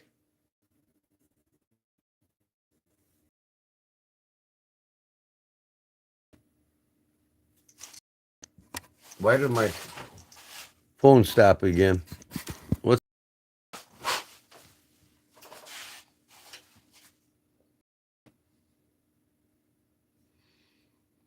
there you go. Put your gym key in it. Okay, Charlie says yes. All right. Charlie's getting the holster.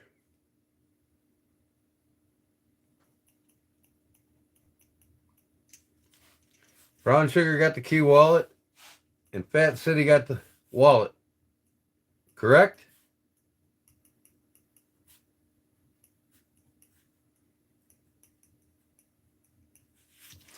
Hey, so I don't have to dig in my emails. Send me an email again with your full name and address. I got Charlie Cook in Fat City.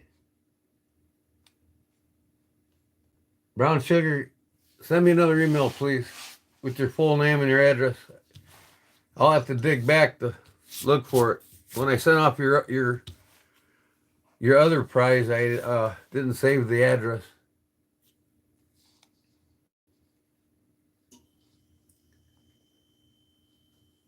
Okay, thanks. No big deal. You're welcome, Charlie. I'm sure you got a little 38, don't you, Charlie? Make a nice present for somebody too. You know somebody that does. Or it'd be a good reason to get you a little P38. That's what this is, a P38.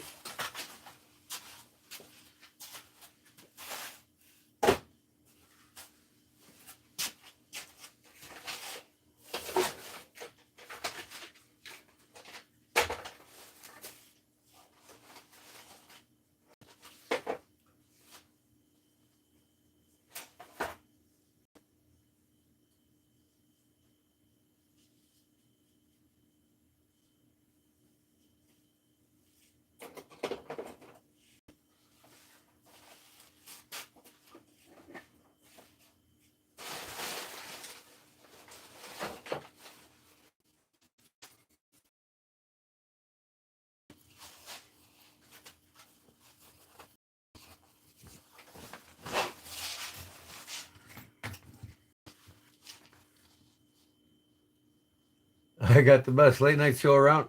I appreciate that.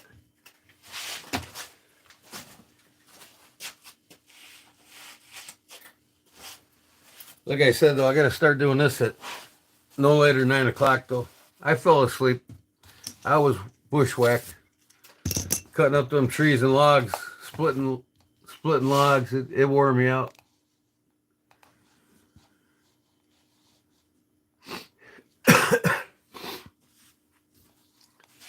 Yeah, he does. I quit watching Family Guy to come on here. I love you too, Claude.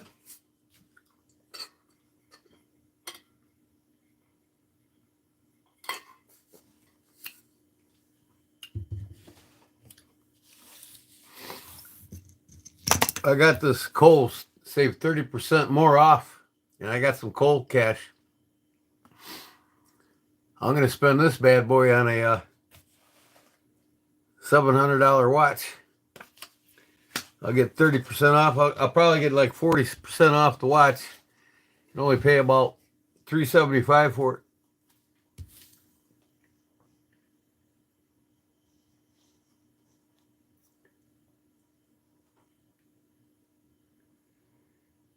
Yeah, Ground Fog, send me another email.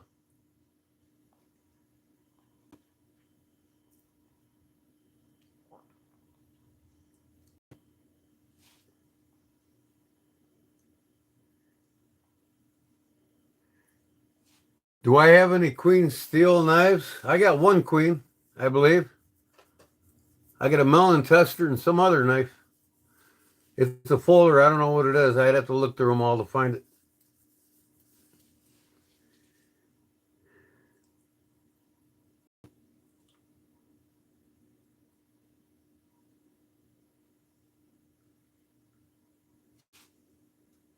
What up, Ground Fog?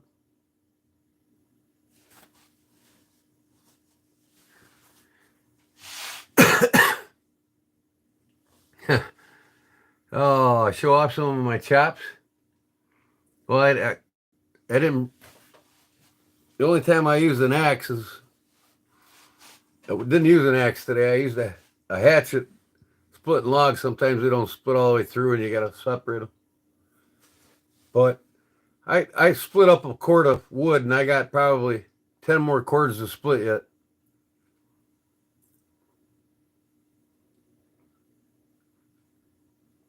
You found a few Swiss Army knives. I'm on the Swiss Army knife Victorinox website in their watch division. In case you all don't know, Victorinox makes watches as well in their Swiss movements. And they have high dollar ones and medium ground. Yeah, I mean, I'm talking up to $3,000 for one watch. Then they have them at the $1,500 range. They got them at the $900 range. They got them at the $100 range and the $500 range. Well, there's this one watch I'm looking at, the 750, and it comes with a Victorinox knife, but you can only get the knife if you buy the watch. And that knife isn't available to the public. So I'm going to get the 2-pack, the knife and the watch. Yeah, they make some beautiful watches. Every year they got new models coming out. A lot of people don't know it. But they got the Swiss Army watches. They've been making them for years. And I got one upstairs. I ordered a movement for it. It's just the movement inside of it's just a cheap quartz. It cost me $38 for the movement inside of it. I did take it apart, try to fix it, and I'm like, why am I doing this when I can buy a movement for $35? You know what I mean? All right, cool. Thanks. Everybody will have their shit this week. Mailing it all out. Yeah, why not, Fat? I mean, I think I got an envelope here still with your name on it, but send me an email anyways. Then I'll go to it right away when I get off of here, and I'll have all 3 of your emails. I got Charlie Cook wrote down somewhere already in my books. And I'm going to start putting all these addresses in my book. I'm going to get them organized. I'll do that tonight. But, yeah, address and name. Full name. That way I'm not guessing your name. I forgot. Something like Caleb or something like that, ain't it? I don't know what your last name is.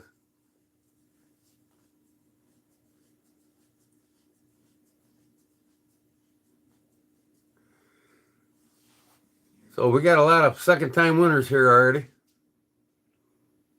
Anybody won something 3 times from me yet? Claude won a couple times, but he gave them away.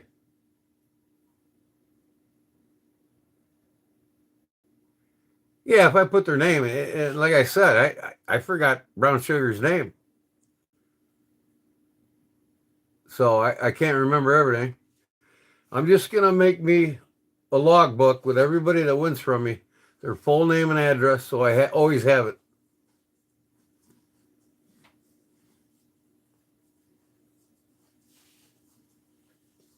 So I got me some tools. I'm getting stocked up here. Never have enough tools. I got this beautiful turnstile here for my screwdrivers. And this thing goes down to 0.6 millimeter. Look at how small that thing is. 0.6, like almost a half a millimeter. All the way up to 0.6 millimeters. For my watchmaking. And they come with 2 extra bits per screwdriver. Then I got 2 of these yesterday.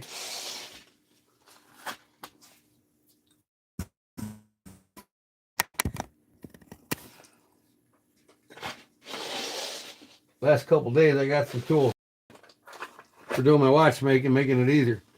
This is where I put the watch parts in when I take them apart. This here, I got this South Bend pocket watch apart. I'm going to put that back together tomorrow night. Keeps them organized and keeps the dust off of them.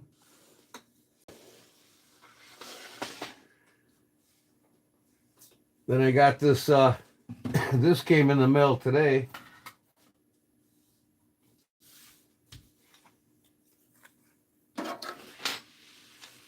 This green watchmaker's mat. And then I got some tweezers today, some brass tweezers. Makes it a little easier to work on your things. And then I got some finger condoms today. That's what you put on when you work on a watch so you don't touch it. Got 350 of them.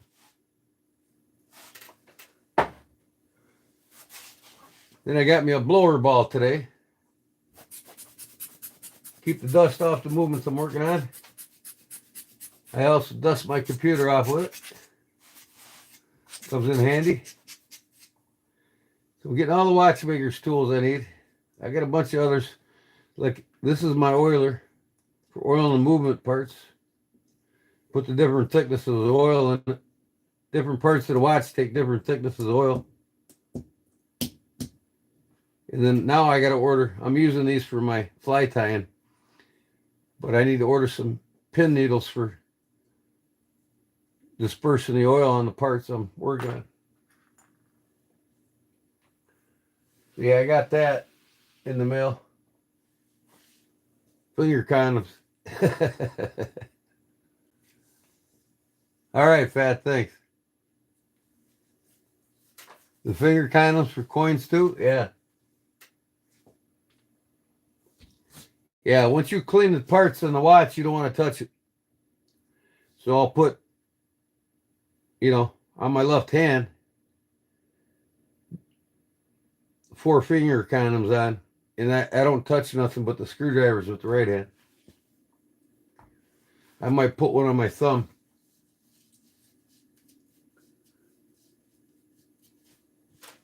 But, yeah.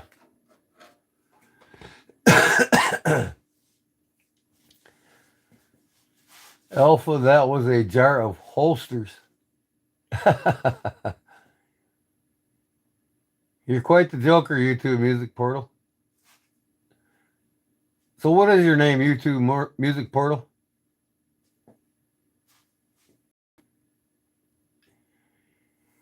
You're very happy that you got a custom wallet made by me or what? John? Jean or Jean?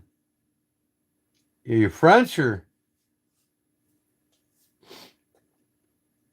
Oh, and then as you can see here, I got this cabinet at a garage sale.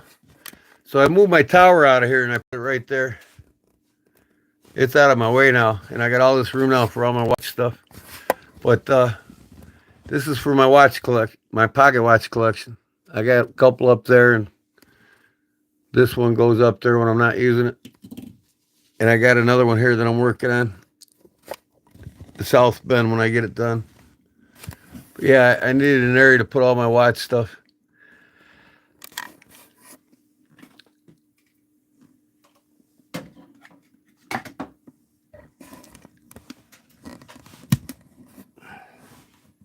So,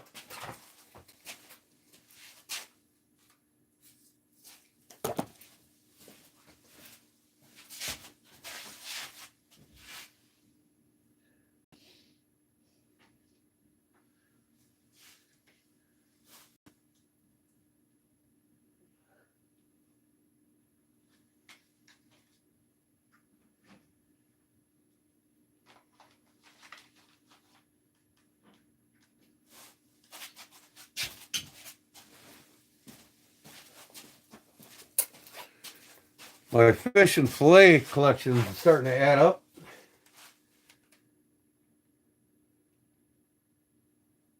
This is a Regent by Sheffield, in Sheffield, England. Fillet knife.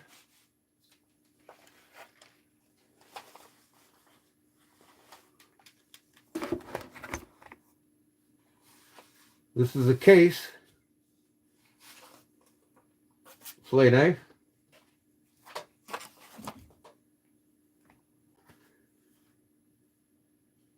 This is a sharp.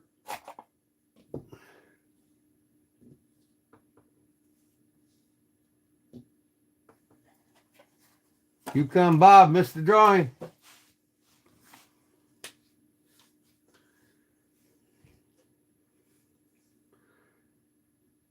This one here is a Northfield. J. Martini custom fillet knives from Finland. You can see the Puukko style sheaths. What other knife does he make? He makes the Rapala. This is my 1965 year I was born. This thing was made. Original sheet, original knife. Number 2 J. Martinis, one from his Normark company in Finland, and the Rapala. Then there's the one I just got at the garage sale.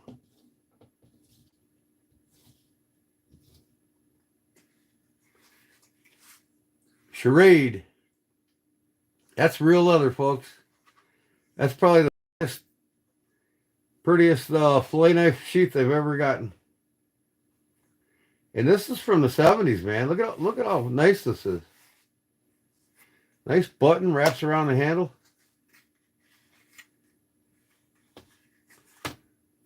Clawed like this. Professional bass fillet knife. See the largemouth bass on the blade?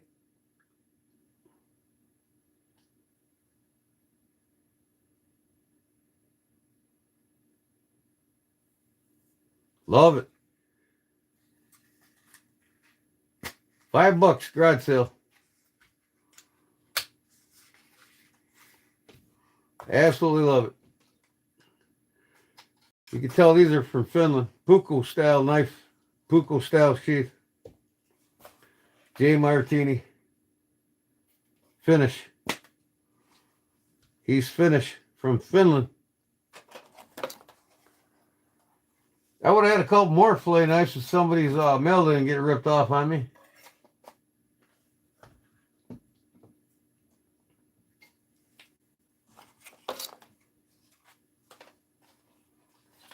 What company is that one? What, this Normark here?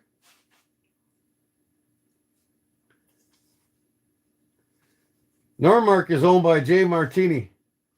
And J. Martini made the fillet knives for Rapala. They're both from Finland. Rapala's from Finland. The bass one, this is Charade.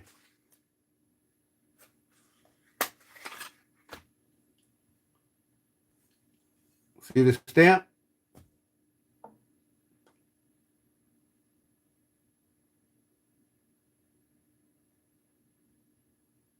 Charade USA.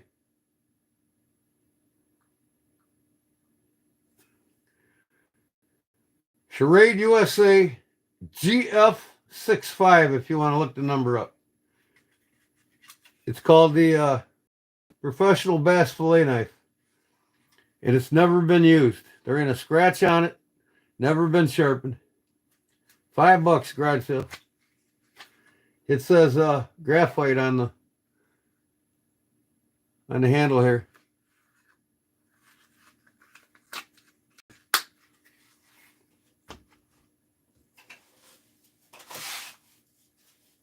Rappa? You love Rappa? Are you a rapper?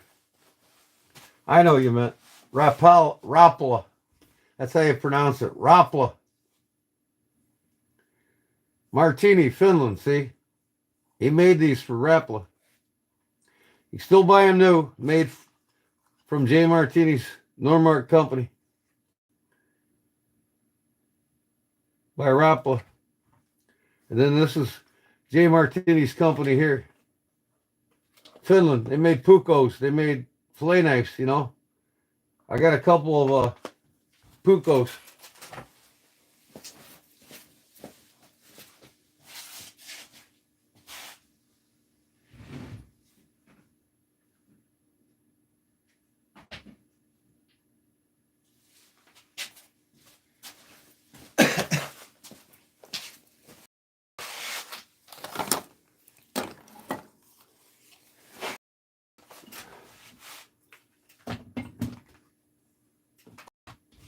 These are J. Martini's here.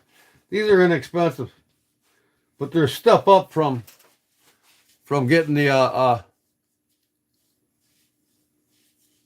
what do you call them? The Moroccanus, the Moras. And the Moras are basically like a, you know, Scandinavian style, but this is like the traditional puko style here. But you can see here, since 1928, J. Martini, Finland.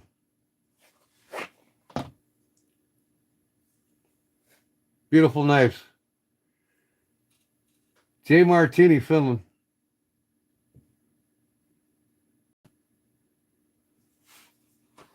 That's the field knife. Little skinning knife, same thing. Just downsize.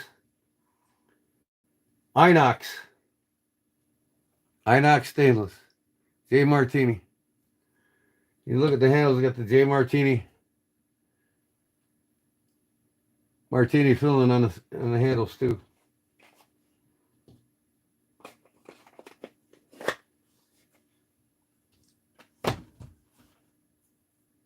Sandhill cranes, huh? Good eating. There's a hunting season in Florida for flamingos too. How do you date them? Well, how the sheaths were basically made, the time era. This is a 1965 sheath, the way it was made. And really there's no time stamp on them, but in certain periods, J. Martini saying them differently. But the biggest giveaway is the way the sheath's made. Here's one that I made, puko sheath. I bought the blade online and made the handle. This is my Mora knife, made puko style. I got to finish sanding it up. I never did really complete it. But you can buy these Mora blanks for like $19 online. Not even. I think they're like $12. Make your own. But the sheath's puko style. Here's the traditional puko style sheath that I made, and the puko knife I made. This is how they make them in Finland. They've been making these knives for a couple thousand years, but they use reindeer antler. But the same way I made this, they did. These are the way the original ones were made. This is ironwood. I got white-tailed deer antler, brass, stacked birch bark, and I made it out of a file.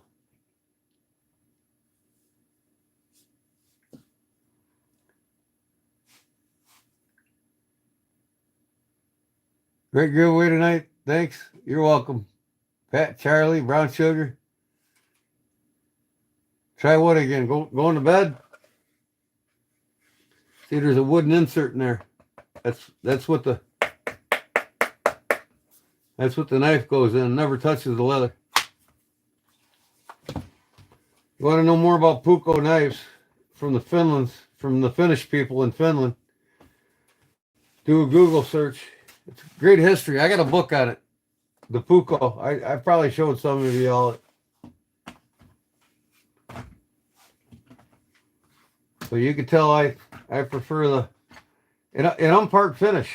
I got Finn blood in me, as my dad says. So I like making the puko knives, and I'm gonna make some more this summer. I'm gonna pound a couple out on the anvil from raw steel. And I'm going to actually order some reindeer antler. And I'll tell you, I really want to learn tinsmithing. I'll show you why here in a second.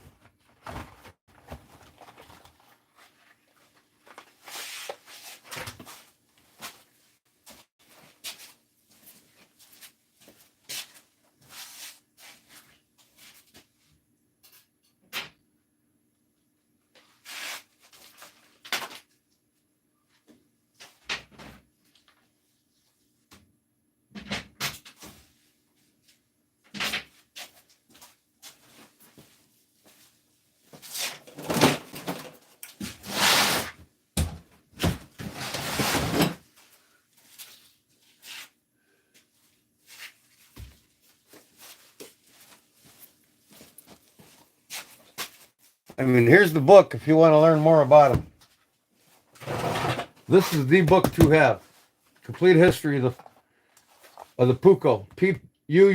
Puukko. That's how they pronounce it, spell it.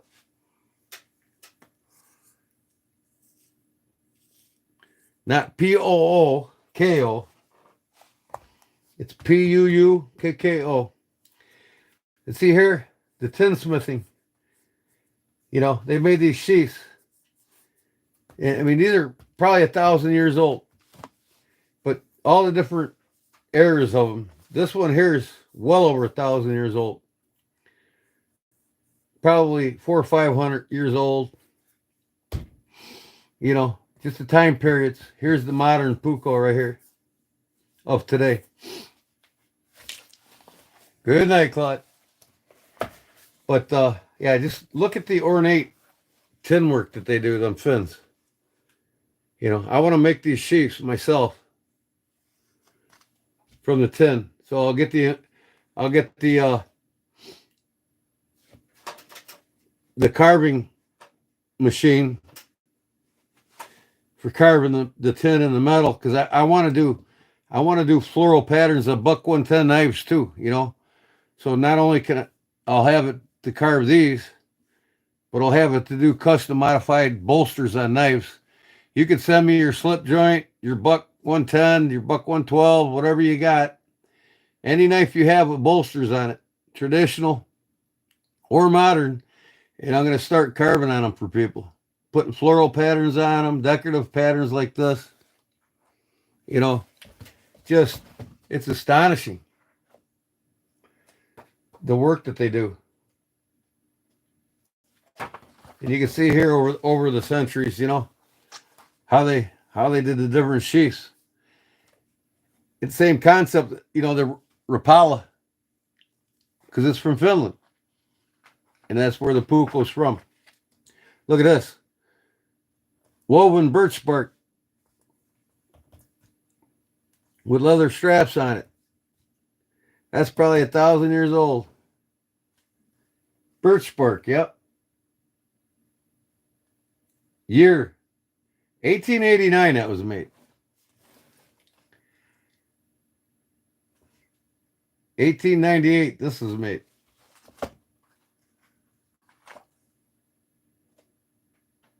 Case fillet knives, good.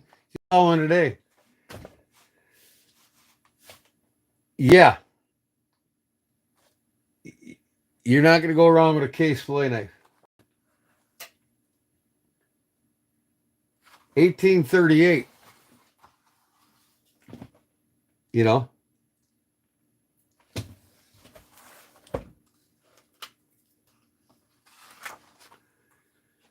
But like I said, for years, these Finnish people have been making these puukko sheaths and even the bolsters on them, all handmade by brass or tin or, you know, whatever they had. They even, I'll find one in here. They even hand carve them out of reindeer antler.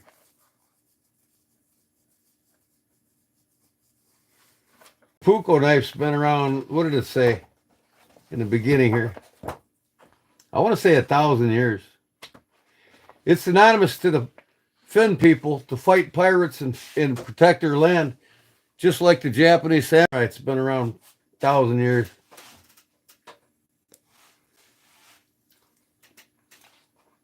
History of the puko.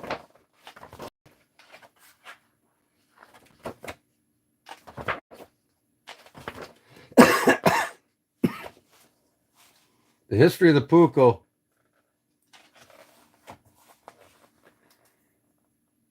See if I can find it real quick.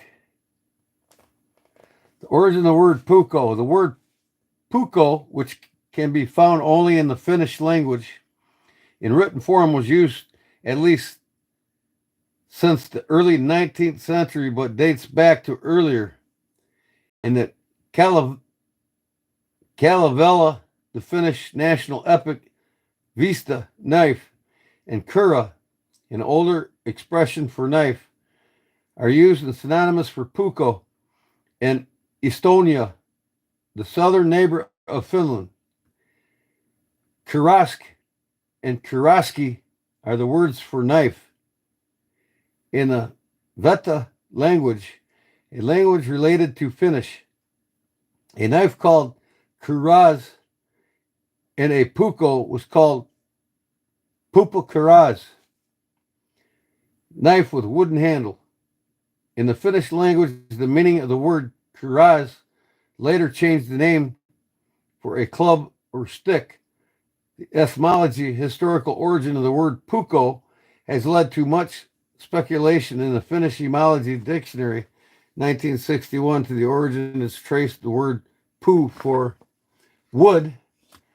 The revelation given to 1882 edition of the Suomi magazine published by the Society of Finnish Literature. And the text is written that they made by using axes, knives known as puko, from the word pu for wood. The theory is that repeating the origin of the words, the Finnish novelist Vegi Meri. In addition, he suggests that the word be derived from the two-part expression pupanian vista, knife with wooden handle. So, I would say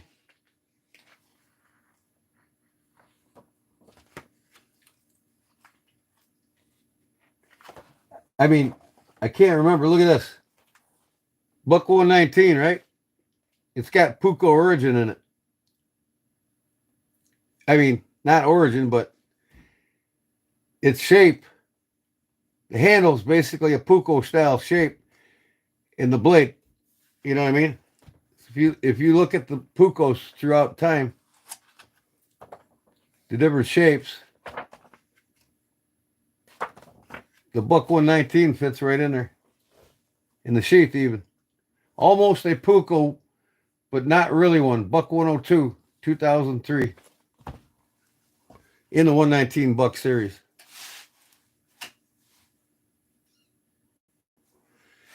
But yeah, these knives have been around, puko's been around over 1,000 years.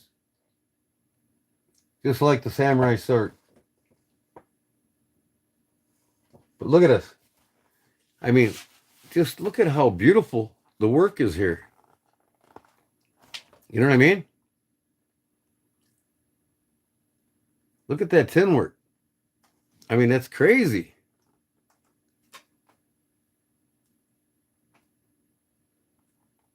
This looks like it's gold.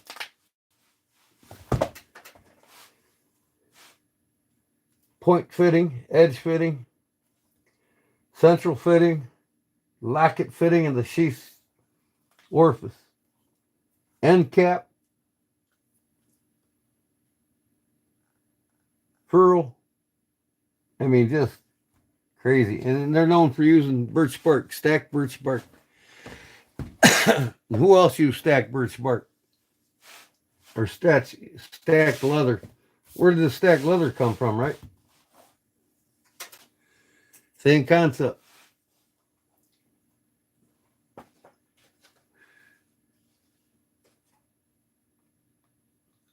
It says here, blade with curved back drop point. The blade with the downward curved back, usually called the drop point blade today. Puko with drop point blade. Curvature of the blade can either be constant as with the knife at the center of the image below, curved more steeply in the vicinity of the blade tip, such as with the knife from the top. The Puko at the bottom is for the period of the Crusaders in 10,050 to 11,050. It represents another variant of the drop point blade. With this model, the ear part of the blade back first almost straight, but the blade back and the edge bend towards the shirt, bend to a sharp curve near the tip. The type was common among the Sacks of the Finnish Viking period in 800 to 1150. So what's that tell you? Can also be found with some Puko types the most same period. They go way back, folks.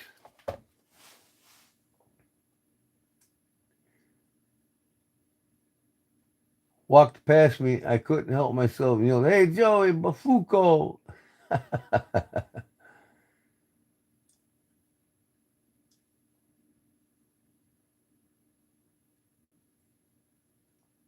Katana dummy demonstration. It was brutal. Who was that? It was that Pollywog's live stream. Did you see it there? I gotta tease him. I love you, Pollywog. Don't worry about it, buddy.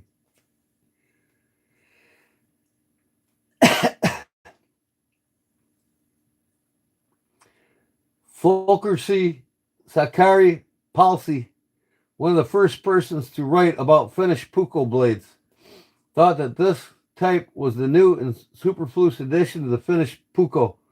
Palsy overlooked the fact that upswept blades had been used for Puko 200 years prior to the compliant. Upswept blades can often be found in hunting knives, probably because this way the blade is prolonged and long. So, you know, it tells you the different years when everything changed. 1920s, 1900s, 1920s. The wave back blade, clip point. And look at, they got the fullers in them. I mean, it shows you it's been around longer than buck knives and K-bars by far. You know, every new knife today, a lot of the knives today are just spin-offs of the past. You know, no new concepts.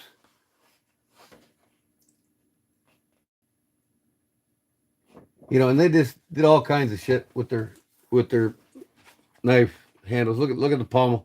It's a horse head.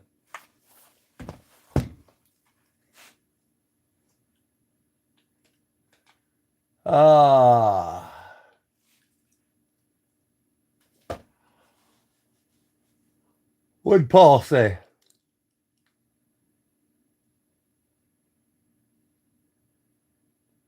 Fat City, you watch Forge and Fire on the History Channel? I watch it occasionally. I won't go in it because they're not going to force me to make something out of Damascus. I don't like Damascus. I don't even like making it. You know, and if they're going to disqualify me for not wanting to make a Damascus blade, well, they're not going to see my fucking skill anyway. Y'all are yet to see my skill with the anvil. And you're going to this summer. I picked up a couple more pipe wrenches for like 50 cents. Make knives out of that. But I got some 1095 and 1084 coming. I'm going to be pounding some blades out of that. We see here the Puko sheath. Typical Puko sheath, right? That's one I just showed you I made. I put a different style back on it. Now here's a church a churchyard pucco from 1770 to 1850 that they found. So, you know, a couple hundred years or more. I mean, that's 1,000 years these knives go back.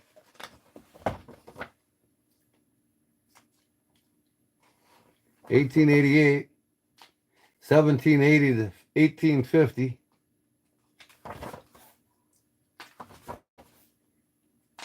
Wow, look at this handle here. What is that stuff? This piece is the only known Ratalampi pucco made by Leatherworking. Horsetooth was a rarely used and expensive material for the handle. That handle is made out of horse teeth. Isn't that crazy?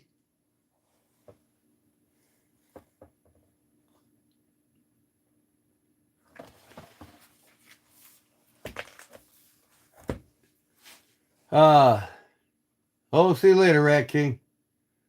Good night. Thanks for stopping in.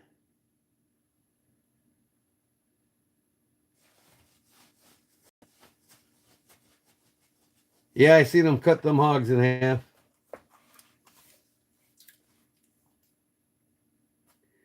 Then you got the, the birch wood, birch tree, and then the stacked birch bark.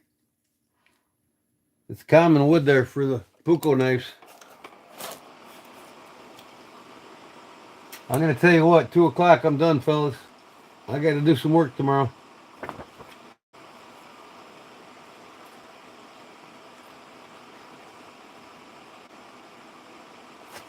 Just phenomenal knives, man. Craftsmanship at its finest. I mean, look at the work.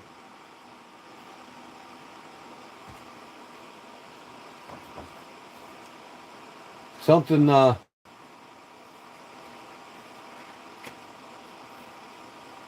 buck and buck knives and case knives custom shops have to learn. But if you bought one from either of the two, they'd probably go through the roof. $1,000 for a custom engraved knife.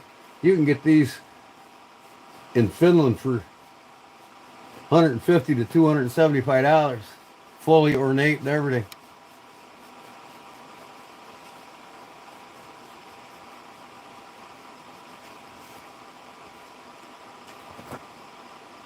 Okay, here you go.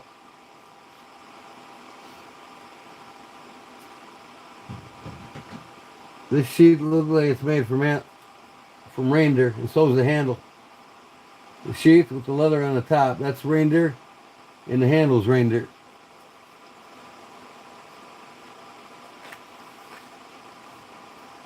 Yeah, they are, Charlie. Get the book, man. The Pucco. Finished Knives from Antiquity to Today by Ansi Rusuvori. Rusuvori. Yeah. Just phenomenal, man. It's part of my blood. Guess that's why I love making knives, right? I got some finish in me.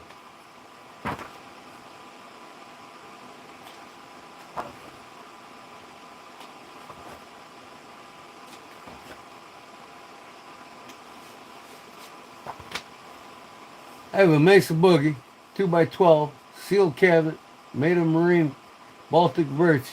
It's sick, Gordon. Mesa Boogie.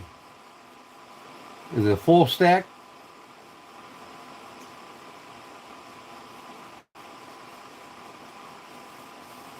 Mesa Boogies make badass PAs, amps. Always wanted one, just like James Addiction.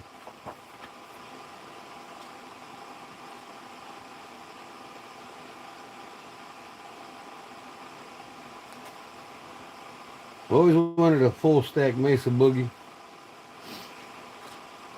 Oh, speaker cabinet. Okay, I got you. I can make a cabinet like that.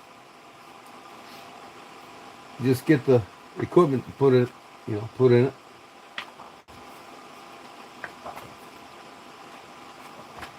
Yeah, I used to have a full blown woodworking shop. I don't do that anymore though. Them days are gone. I still make custom things for myself once in a while. Like you can see here, that's my tool cabinet. And I made half the tools in it: the hammers and the dovetail saw and the scribers and a lot of the planes. I made a lot of the tools. Made the cabinet. It's on a gravity cleat. It hangs right on a gravity cleat. It's got a handle on it. I could take that down and carry it somewhere. And then where the tools are up top, them are two doors that open up, and I got my carbon chisels behind them doors. And then I got to pull out the back part of that with the chisels on it. I can pull it out the side and pull out the chisels without opening the cabinet.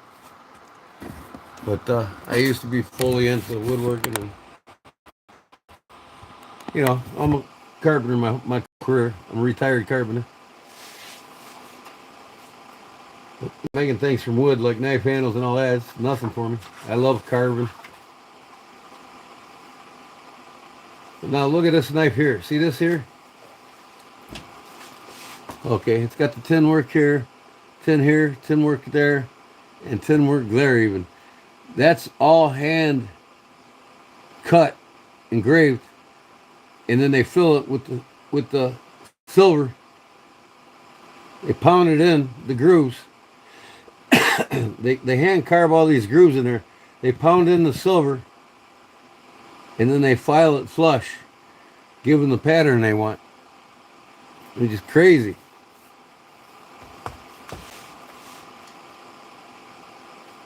Handle inlays, called Sorco handle inlays from the 1900s.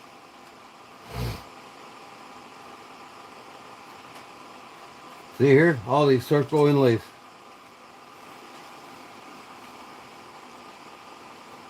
2005, this was made. They put 2005 with a little scroll in it. That's all cut in there by hand, and then they shove the silver in there tight, and then they file it down, and it makes the perfect patterns. Crazy. I want to do all this. You know what I mean? I want to do all the silver work. And I think, I'm going to get to the point where I'm going to have certain knives I make and certain knives, and that'll be it. So I think I'm going to start making a full-blown decorative puko knife. I'm going to be making my pocket drops still, my sow busters that, Jim was showing off on his page, and I'll be making them. I'll be making a bushcraft knife, survival knife, and a couple traditional folders, and that's it. But I'll do all the silver work to a lot of them, and I'll still do my custom buck 110s, and once I learn how to carve into the bolsters and stuff, I'm going to start doing custom, carving for people's knives. You can send your knife in to me, and I'm going to get set up, get that little stand that holds the knife, and the machine that does the carving.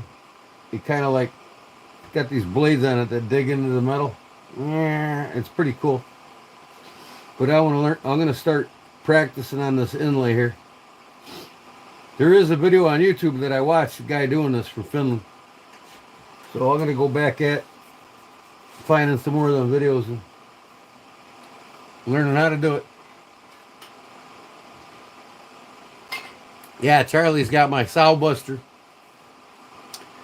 Charlie's got my sow buster.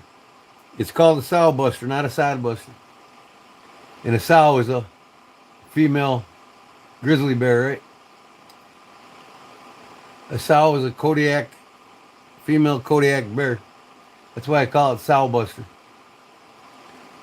And I'm gonna have a guy make me all the blanks for that knife. All I got to do is put the grinds on them, heat treat them, and I'm gonna make them, Paul or Charlie, the same way yours is. And soon I'm gonna have like 4 different options of handles scales for them knives, and they will fit your knife that you got from me because I'm keeping the same pattern, the same holes, and the price depending on what you get on the handle, and then you can buy any of the 4 different types of handle materials from me. That'll just the hex head they'll bolt in, so you can put any kind of scales you want on it. The ones that are offered.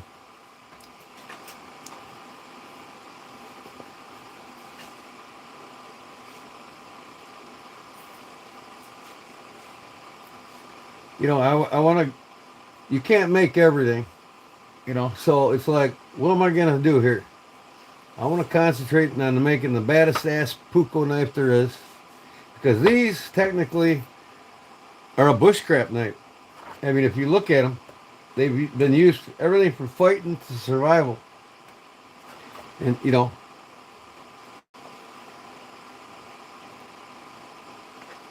and get to the modern ones here. But like I said, the blades come in different lengths and thicknesses. And you get this 1/4 inch thick, man, you could split any log with it. You know?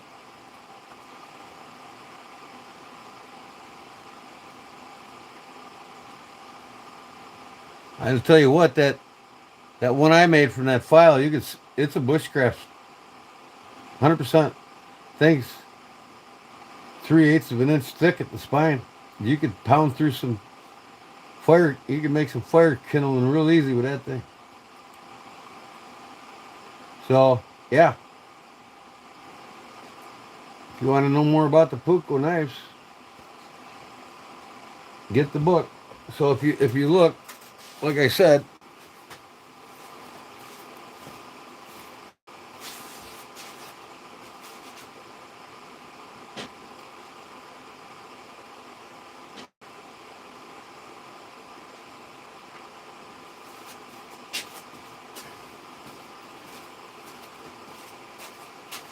you know, look at the Rapala, Finland, you know, puko style sheaths, right? Same with the Normark, both made by J. Martini. Puko.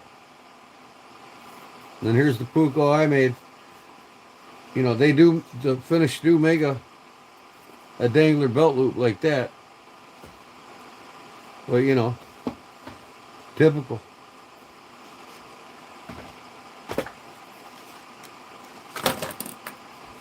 Okay, Paul. Good night, bud. Thanks for stopping in, man. Oh, can't wait to see what, Fat City. I can't remember what I was talking about. Yeah, go on Amazon and get you the book if you want to know the history of this knife. Because I'm going to offer one that's ornate, just like that ironwood with the silver inlay. All the silver carving. I'm gonna start doing that. And the sheaths will have silver sides and bottoms, and I'm gonna do all that shit, man. And these things will sell for $400 or $500. It'll definitely be a piece, a one of a kind piece in your arsenal if you ever get one from me. You'll know when I do it. I'll start showing it live.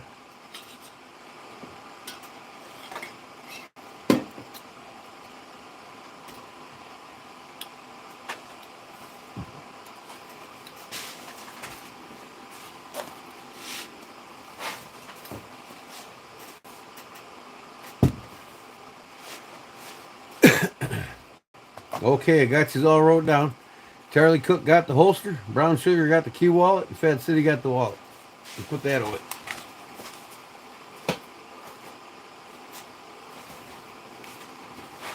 We'll go out tomorrow and get everything mailed out.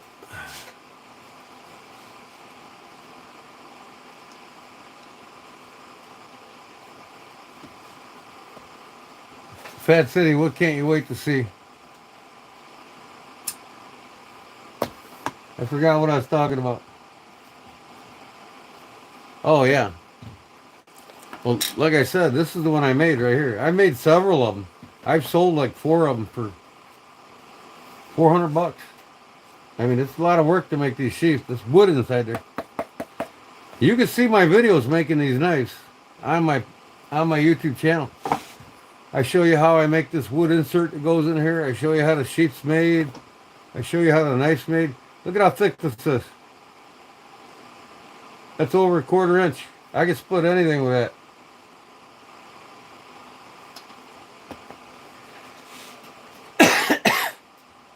And it's made from a file. So I left the file serrations on it. But like I said, the finish, they use birch bark or antler, or reindeer antler. But this is this is the old school style here, and it's done, see?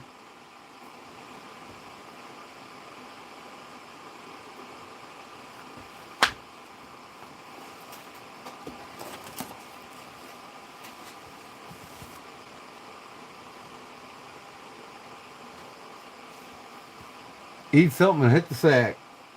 My wife made her chili tonight. I had some chili. Of course, I had sauce. I don't put cheese in my chili. But I like to eat them with some saltine crackers.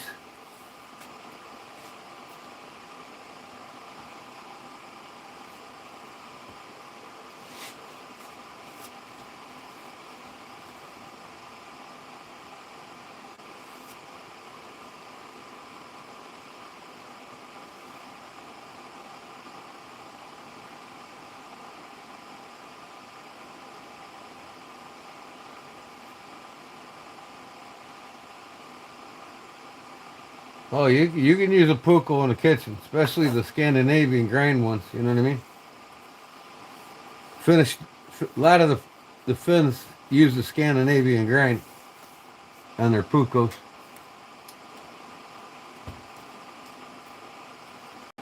Yeah, I can't wait to make, an ornate puko sheath. Just phenomenal, man. I'm not going to do this old school. I mean, this is over a couple hundred years old. 1700s. Yeah, like this. The different wood inlays, birch bark, whatever. All silver. It can be tin. It doesn't have to be silver. All the etchings on it and everything. The pommels, you name it. I'm going to have fun with it. I can't wait.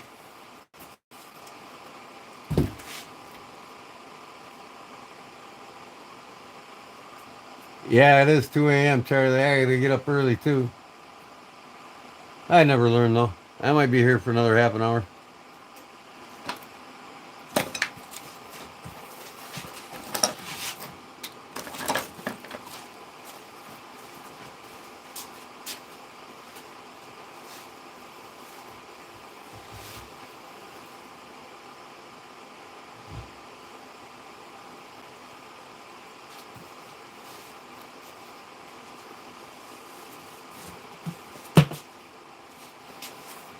I got this at a garage sale.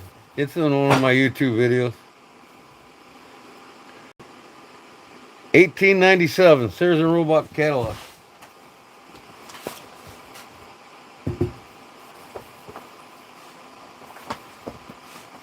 You got the pocket knives in here.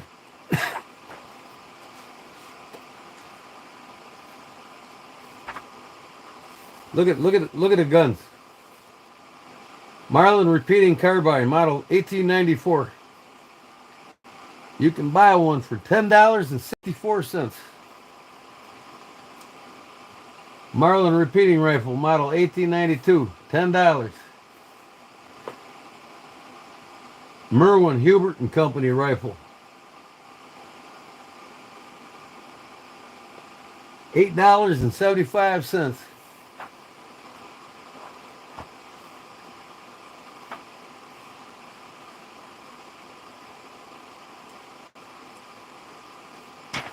Rings, $3.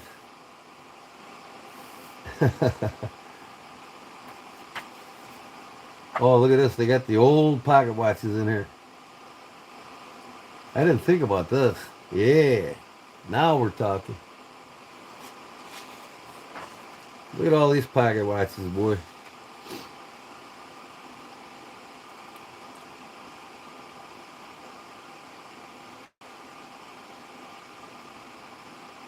$17.05, $28. That was expensive back then. That was like 200 and some dollars for today's money.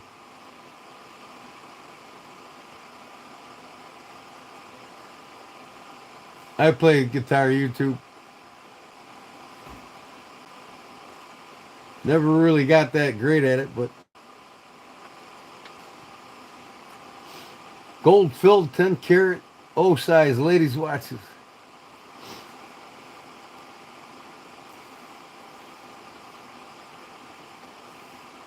Awesome. Wow, I'll probably find a watch I got in here. Let me see here.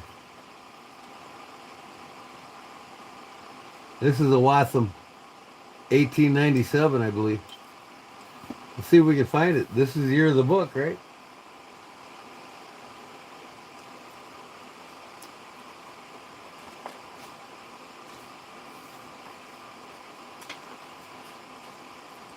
Wow, a lot of pocket watches in here. And you can still find these folks in antique stores.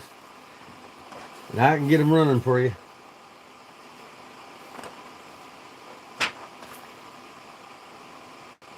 $14 karat gold filled. They do have solid gold cases too. They're not all gold filled, which means gold plated.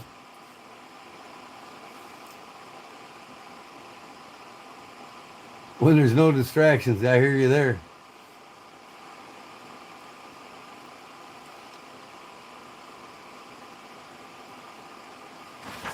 Man, they get all kinds of pocket watches in there. Look at this one.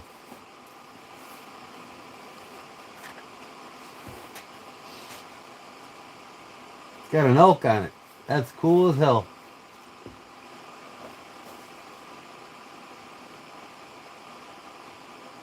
17 jewels. Appleton, Tracy and Company. Awesome. Wow. Look at, they got bird dog on this one. Bird dog. Man. This is a great reference for me. I didn't even know I had it.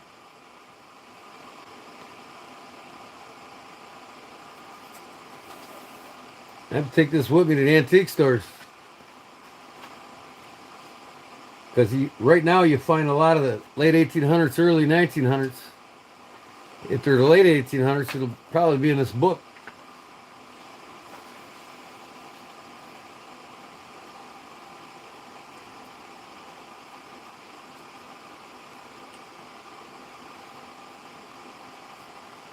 The 14 karat solid gold case price, $47.50.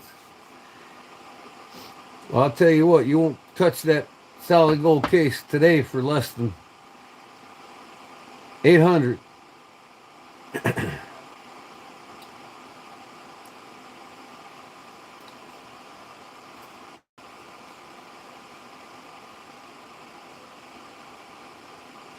Horse timer only. Split second horse timer. For timing your horses.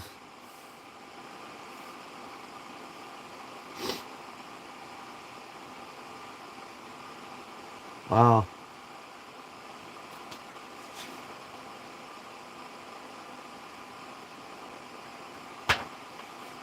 I'd like to find my great grandmother's one in here. I have to start from the beginning here. Look at the elk. Picture of back of hunting case, stag or bird engraved. For price of 75 cents to list below. Watham. Wow,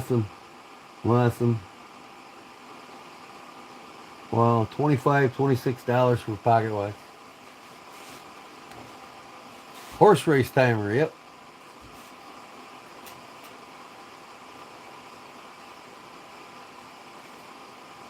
Yep, this one's a Watham. And then that's an 1897.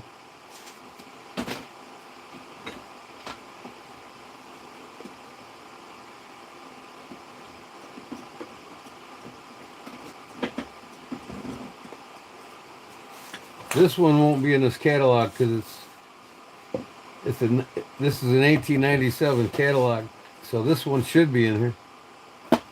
But this one here is a 1906 gold filled, hardly used because this is guaranteed for 20 years before the gold wears off, and there ain't nothing wore off on it. It's got a church here with a cross. This is my great grandmother's. She graduated high school in 1913. That's the back of the movement. Beautiful. In the front, the dial.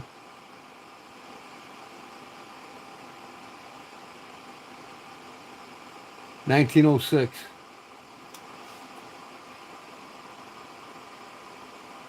So it's got its home right here on my display case.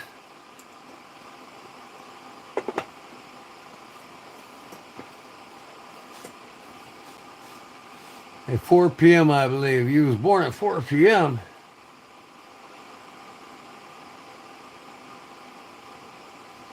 Yeah, this was 1897, so I'm going to have to look it up in here. This is a railroad watch, a number 16 railroad watch. This was made for the railroad guys.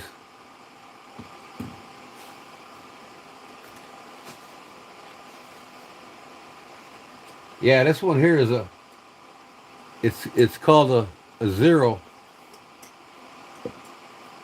in size. This one's a 16, this is a 0. So if you look at this one,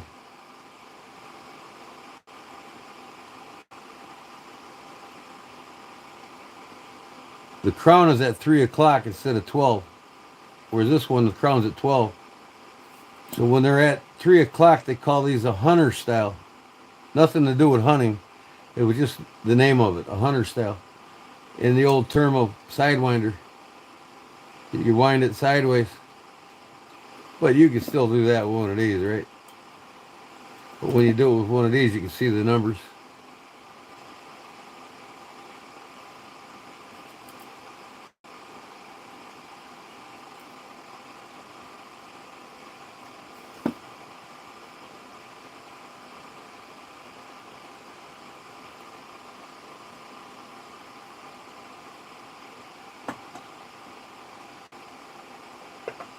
I gotta get some more of these cases. I'm gonna put all these in cases like that.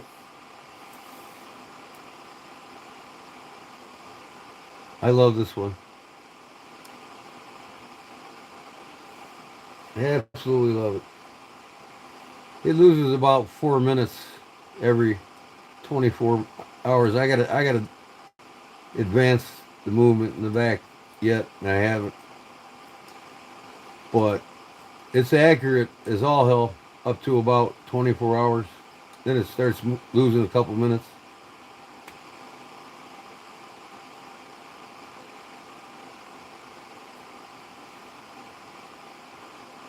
So it must be 210, right?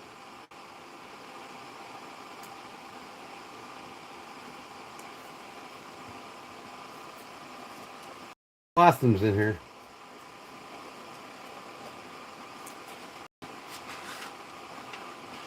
No, this is a night. This ain't a book of watches.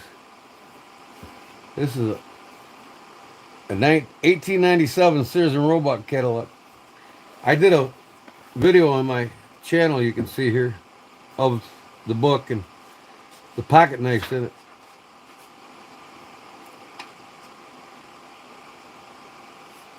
So it looks like one of the biggest distributors of the Waltham Watch Company was, and they're out of Massachusetts. Elgin Watch Company was from Elgin, Illinois, right here where I'm from. And nobody made more pocket watches than Elgin. Elgin made almost 80 million of them, where Waltham only made about 30 to 40 million.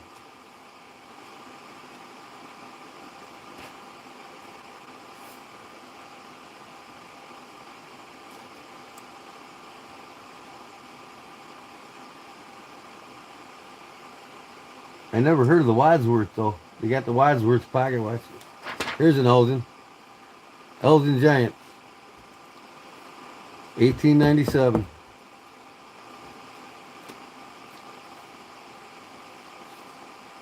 I got it from I got this catalog at a garage sale for like 25 cents. And I'm big about, the history of everything, and especially Sears and Roebuck, which was created in Chicago.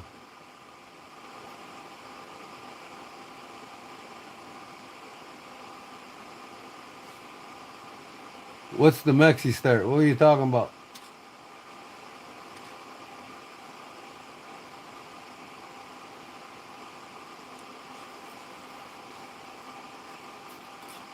I just didn't know these were in here. I should have known better.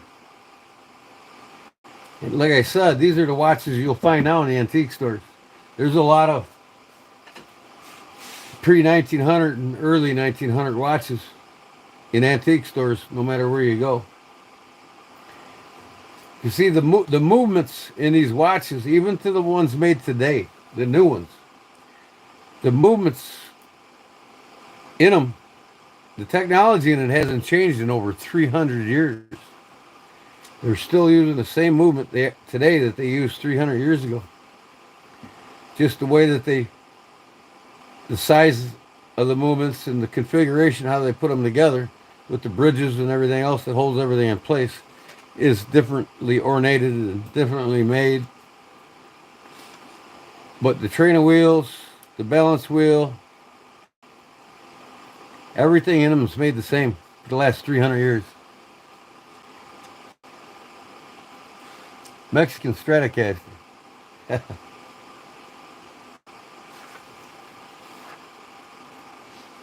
Oh. Genuine gold-filled 6-size lady watches. And you can get these watches in 14 karat solid gold, these cases. See, when the companies made the watch movements, different companies made the cases. You know what I mean? I only think there's like 2 or 3 companies in the world that made pocket watches where they made the movements in the cases. But it was a big business, big deal. They have all the gear to make the movements and the cases too. So all that was contracted out, the cases.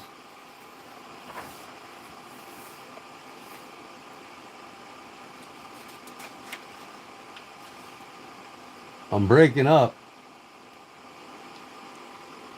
My computer looks, my PC shows my picture perfect.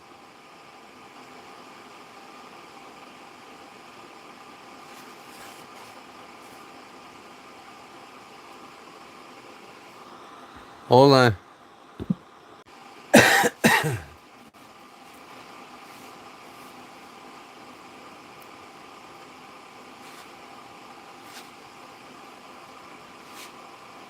I've got an Epiphone Les Paul. It's my favorite guitar. I got it set up like James Hetfield's guitar. I have James Hetfield EMG pickups on it.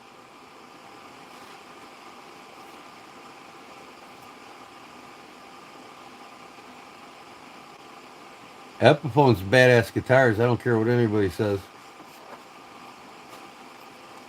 They're highly underrated guitars. And their affordability's perfect. Plus, you can custom out any guitar the way you want it, right? My Les Paul I built custom.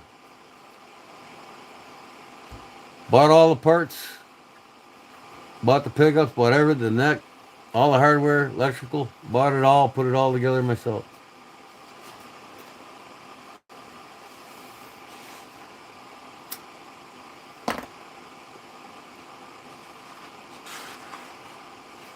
Well, that's that. We got rings here now. Jewelry. Oh, look at this. Vest chains for your pocket watches. That is cool.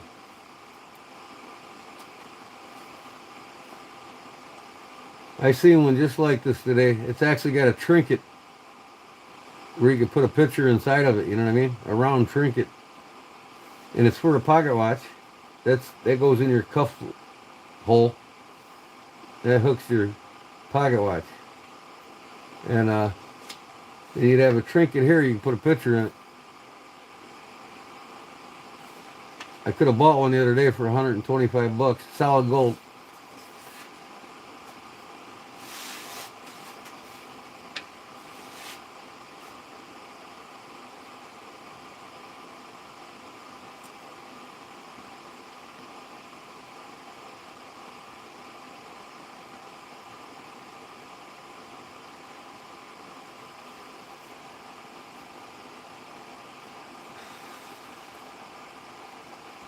I'm gonna make myself an SG. The whole body, the whole neck, everything. I've got a classical guitar I started building, and I never finished it. One of these days I'll get back to it. I love doing leather work too.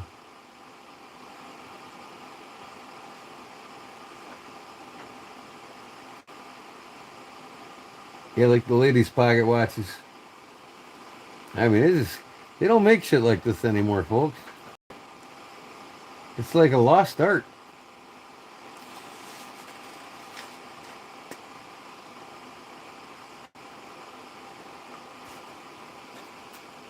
You know, you can love any type of guitar you want, and you can get just about any sound you want out of any of the guitars. It's just a matter of feel and taste. That's all.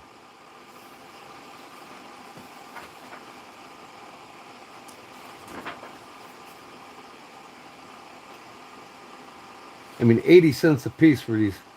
All right, let's go to something different here. Oh, look at this. Accordions. You want to buy an accordion in 1897? It's in here. $4.95 for an accordion.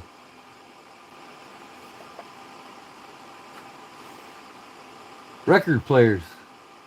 $14.95. Regina. Zithers. Dulcimers. Wow. I've got a mountain dulcimer that I play. Oh, yeah, it's got everything in here, bro. Everything Sears and Roebuck sold. Look at band instruments, you know, horns and tubas and trumpets, violins. You get a violin for $5.15 back then.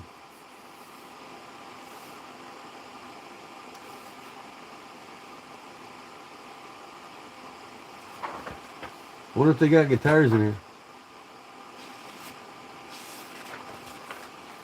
Let me see. Tuba. Trombone. Drums. $17.15 for a snare drum.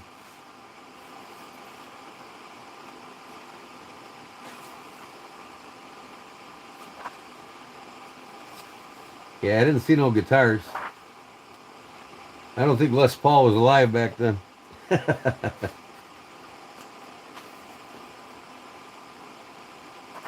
Hey, look at the guns. Double barrel shotguns, $19.85. Ithaca hammer gun. You know, this gun here is 30 bucks, the most expensive one. If you bought this gun today in mint shape, it'd be over 3 grand. Over 3 grand. Ithaca ejector hammerless gun. All right, good night. You hitting it too, Todd?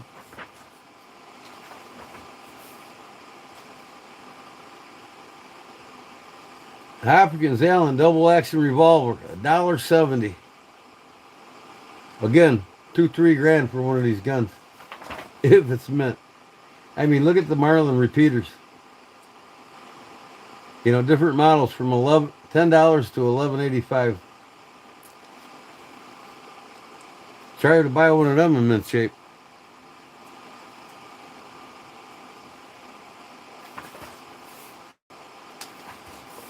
Ammunition. Back then, you could buy ammunition in the mail and have it sent right to your house.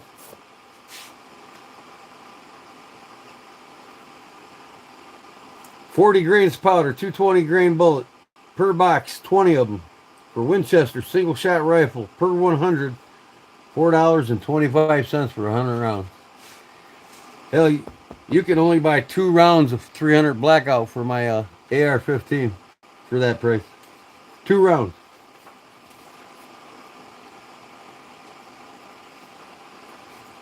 U.S. government 45.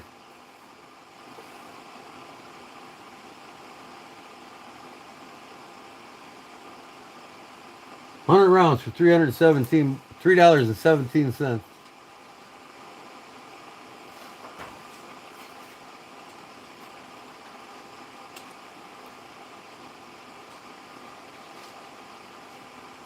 Well, you know, considering the monetary system in this country, how jacked up it is, how it's controlled by international bankers. Federal Reserve is owned by the IMF, International Monetary Fund, which is a cartel of international bankers that own and control our money supply. Our government doesn't, and they don't answer to our government. And since their existence in 1913, just a decade or so after this book was made, they've destroyed the purchasing power of the U.S. dollar by more than 900%. 500% of it's been destroyed since Ronald Reagan. And that's because the government's borrowing so much money they can't pay it back, and it's costing the price of living to go through the roof. You can thank every president since Reagan.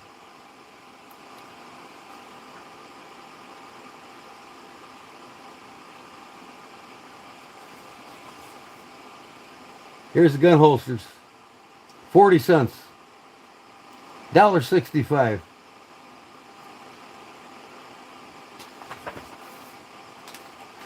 All right, we got some Bowie knives here.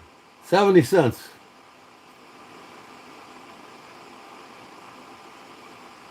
Hunting knife, buckhorn handle, 6-inch steel clip blade, leather sheath with loop to attach the belt.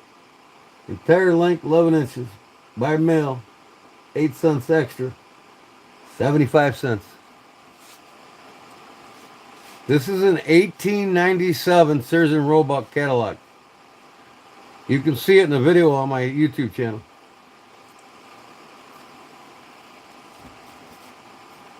I'll get to the pocket knives here in a second. Are you paying attention, Fat? I said 3 times what year this book was.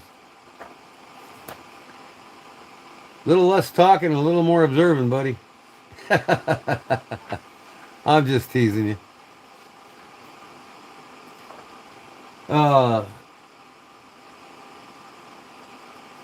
Boxing gloves here, $8.25, genuine leather.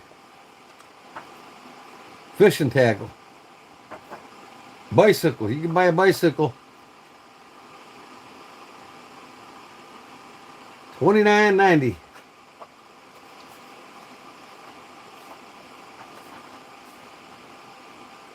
Bicycles were more expensive than guns. Now it's the other way around.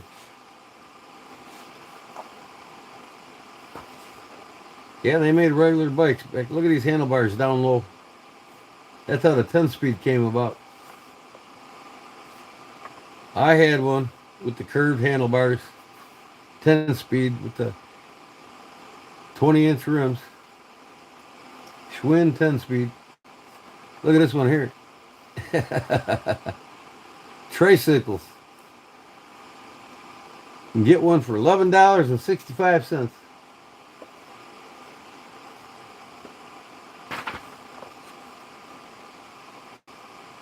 Lunch boxes for 75 cents.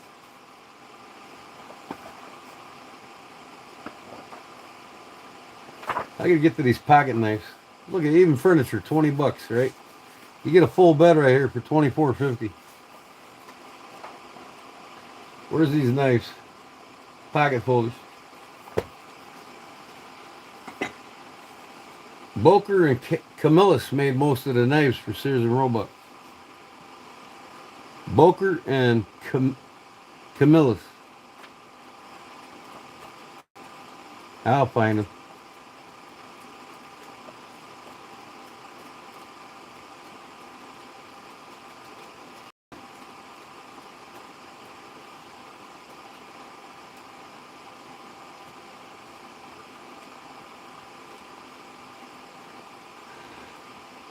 This is history.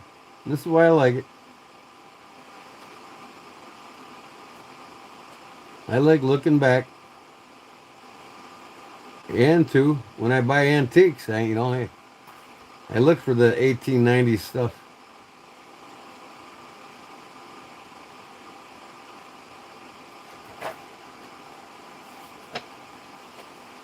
Men's shirts for $3. That's about garage sale prices today. Boots. Full leather boots. $1.05. 65 cents for shoes. $1.40 for these boots. Today they're 125 plus. Uh-huh. Look at plows for the garden, right? You got to do your plowing, right? $7. Whiskey barrel valves, metal keyed faucets for whiskey barrels, $2.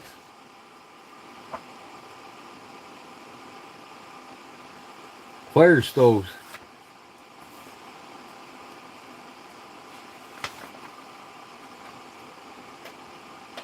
$22.82. Not today, man. These things will be over $1,000 if you find one of these in an antique store. That's what they cooked on back in the day, right? Fire stoves for cooking on. $29.50. Here's the knives. All right, here we go.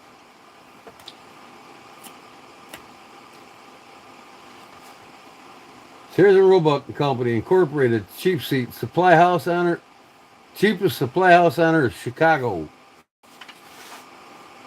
All right, here we go.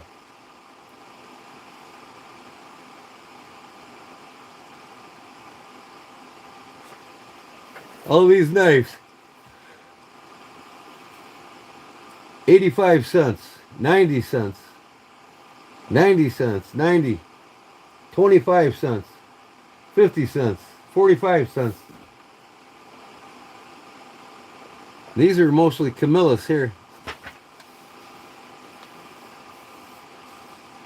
Stag handle clip blade knife, 25 cents.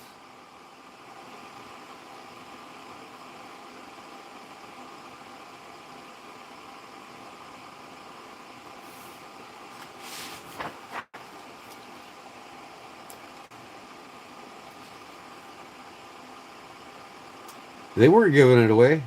I told you.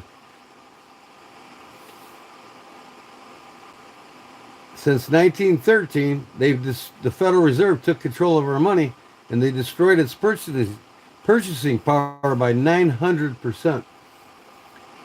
So if you look at this, let me see, this pocket knife here for 90 cents.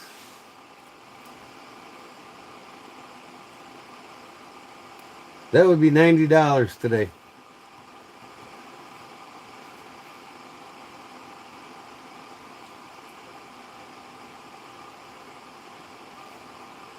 $50. That'd be $50. 65. You know what I mean? They weren't giving it away back then. The dollar just went way further. But your wages back then were like 25 cents an hour. You know what I mean? Most people brought home about 120 bucks a week. $120 a week.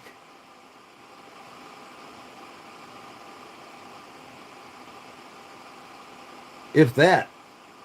The poor working people only made about 40 or 50 bucks a week. The poor working class, the middle class made about 100, 120.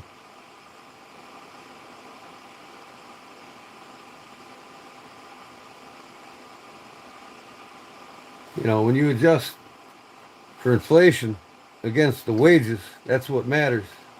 How much you make and how much of it you can spend on yourself. You know, 60% of your money today goes to banks, government, banks. Banks own the government. That's the way it is. So, yeah, that was them. I think there was another section in here with pocket knives too. I can't remember.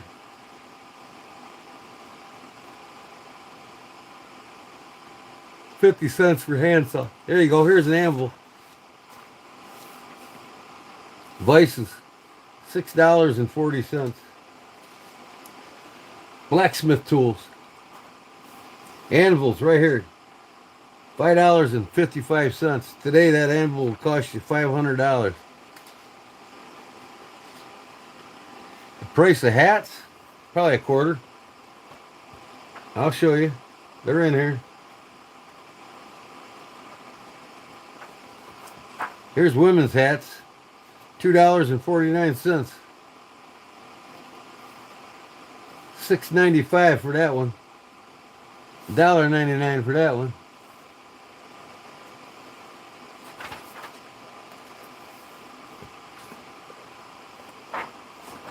Men's hats are in here somewhere.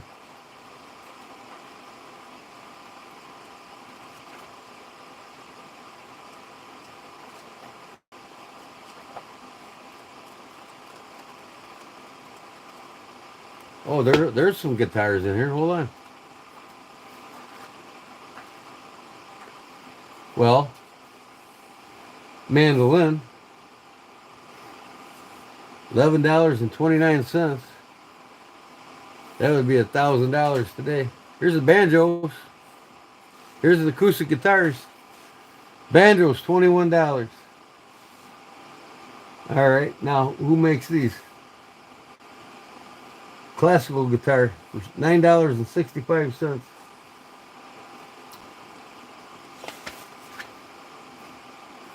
Violins, $16.50.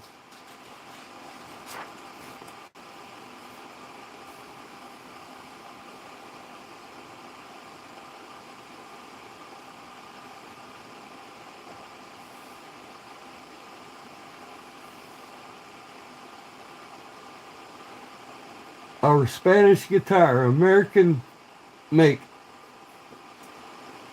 Doesn't say who makes it.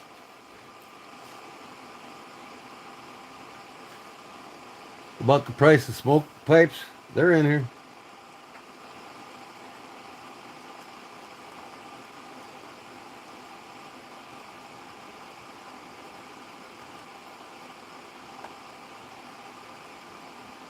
Lamps, $8.25, $5. Look at the baby carriages with an umbrella over the top, $8.50. Sewing machines, $22.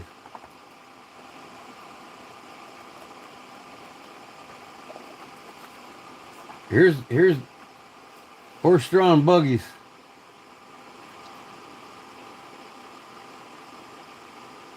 $4. Where's the cars? I just seen the cars. Horse-drawn buggies. That's what they had back then, horse-drawn buggies.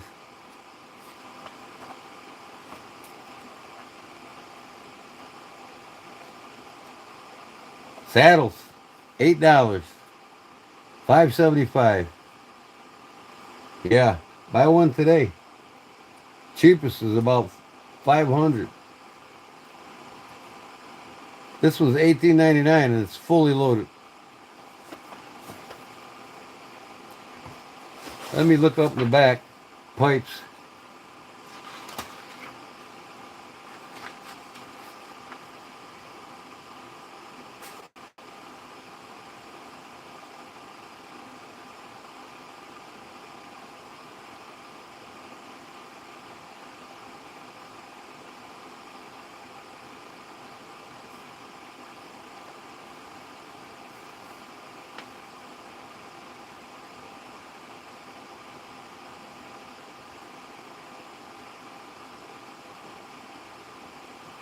Page 54.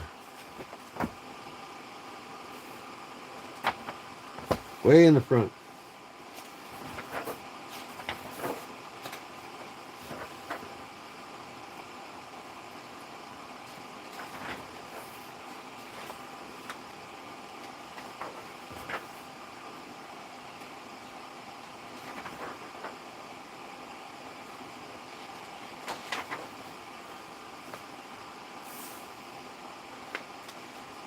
Oh, these are pipes for the houses. I gotta look up tobacco pipes.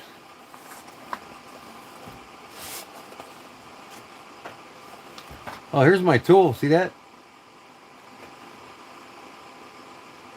Harness maker's round knife. Leatherworking. See that? $1.05. See that there?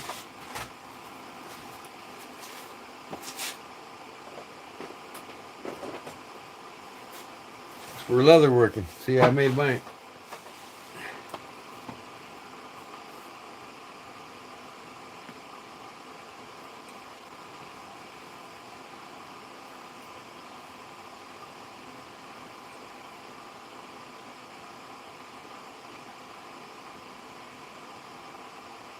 Okay, thanks, Rocky. Appreciate you stopping in.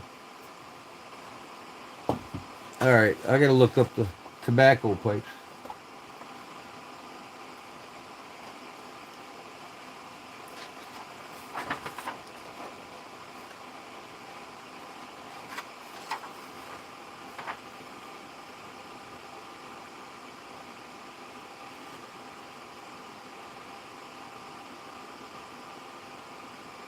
Tobacco 24, tobacco pouches 324.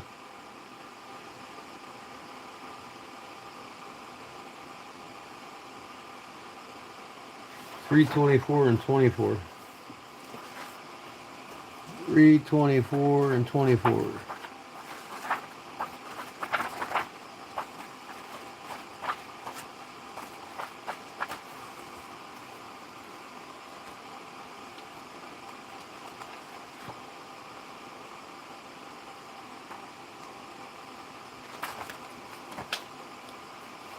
Books. Here we go. Pipes.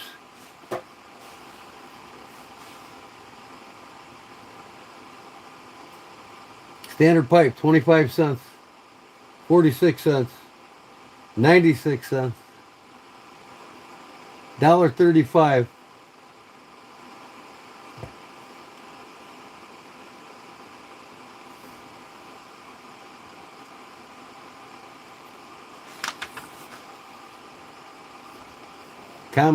Common style pipes here. 20 cents. 15 cents. Here's a corncob pipe, 7 cents.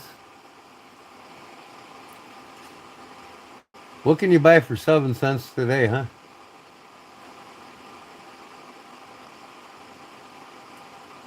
So they go anywhere from 7 cents up to $3. And even the cases, $1.75. Put the pipes in a case. Here's a pipe for 25. Handmade French Briere pipe.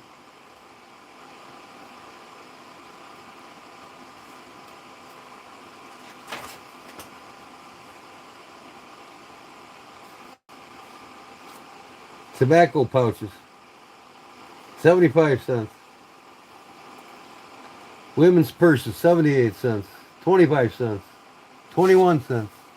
Man, women, buying for women were cheap in them days, huh? Let me see what was on page 24.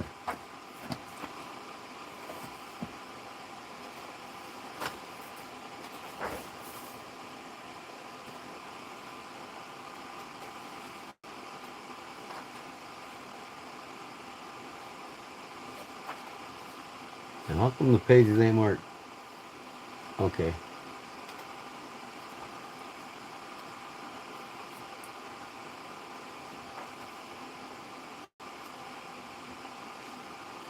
Tobacco. Plug tobacco, 22 cents. Smoking tobacco, 20 cents, 24, 15, 14, 15. Oh yeah, the good old days. What we got here? Axle grease. Fraser's axle grease for 85 cents. Barn paint.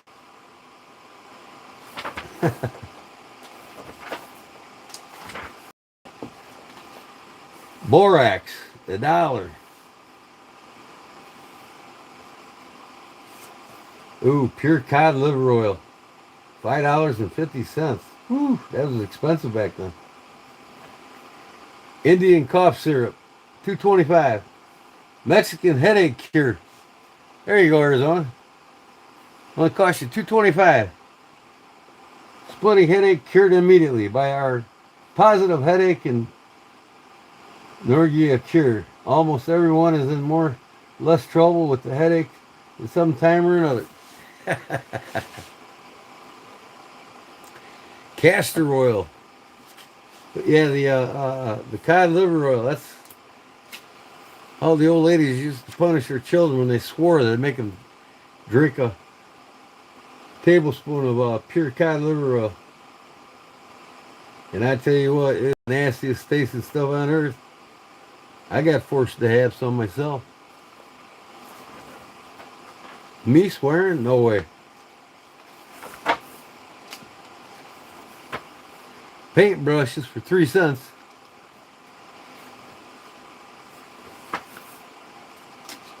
Oh yeah, coffee boilers, 38 cents.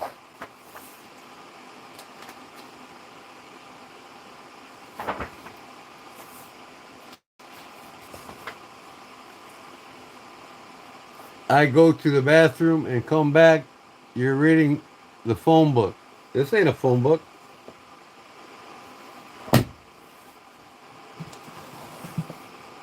$18.97 Sears and Roebuck catalog in mint shape. You missed the knives. They all sell for 25 to 50 cents. Pocket watches.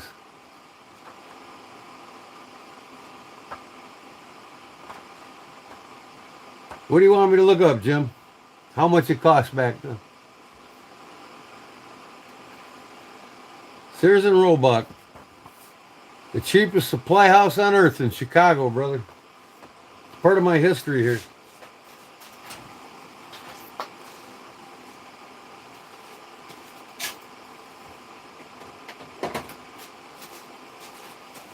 Camillus and Boker made the knives for Sears and Roebuck in the late 1800s. All the way through until they were done.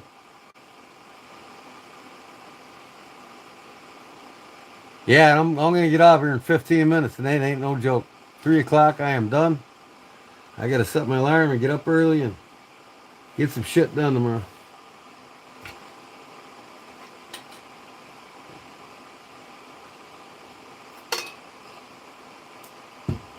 A quarter mile of shoreline?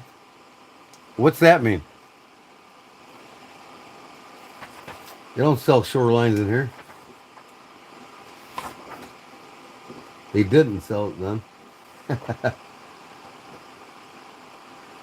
Yeah, but look at these guns, man. Colt's new Lightning magazine rifle, $11.96. Marlin repeating rifles, $18.94, $10.95. Don't you wish you can buy one of them rifles right now, Brent, in mint shape, in $18.94 for $10.94? That's gonna cost you over $3,000 if it's in mint shape right now. Probably even more.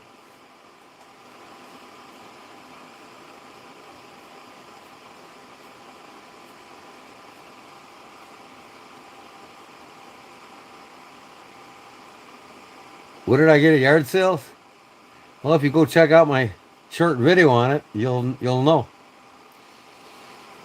But not that you or Justin not that Justin and Arizona like to comment on any of my videos that I make, right?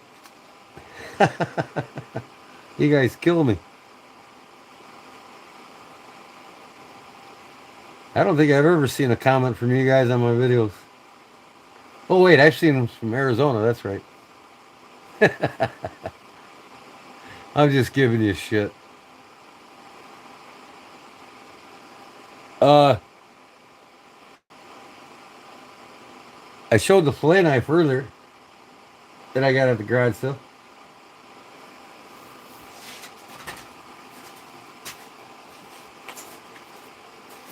1930 cases, double X, tested double X. I had to pay a little bit for this one, $30. He wanted 35. But I'm gonna clean it up, get all this rust off of it. Just, just clean up the handle. I won't do nothing to it because it's original. Got a little crack in the front, but it's not come apart. Don't look like it will. I'm just gonna leave it.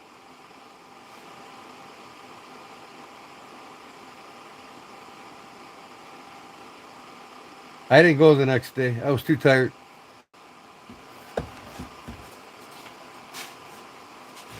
I went Thursday and Friday. I didn't go Saturday, even though Saturday was more sales, way more sales. I just wasn't up to it. I already spent $200. If I would have won again, I would have spent another 100. I'm like, nah, I got enough.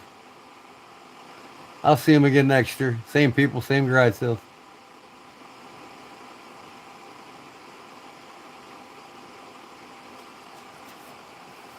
Get you a bicycle for $56. 43 for this one. Yeah, that's it. Sears and Roebuck. 1897.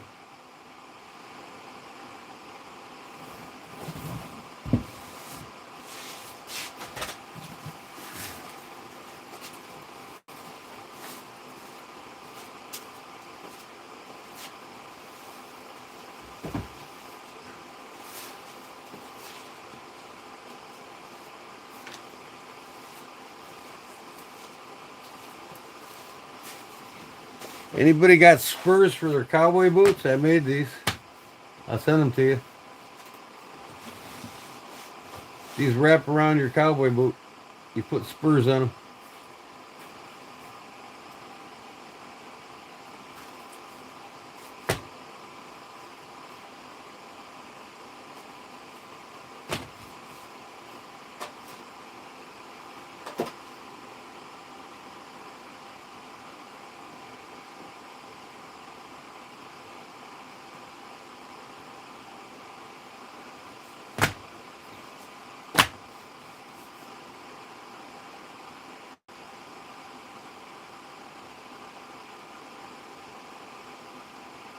Thanks, YouTube. I don't know about that, but you know.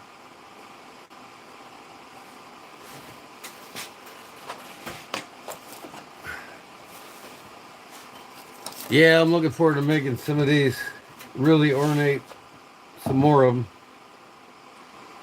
I love the Puko knives. Absolutely love them. This is one hell of a bushcraft knife here, buddy. That's over a 1/4 inch thick.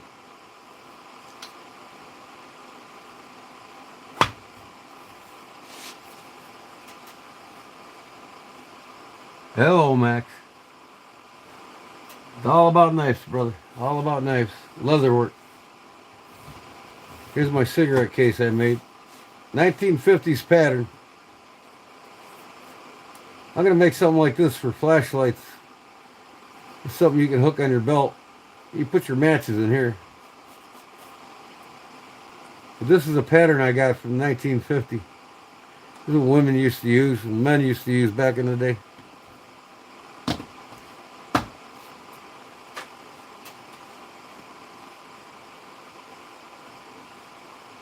Me what, Jim? I can't remember what I said.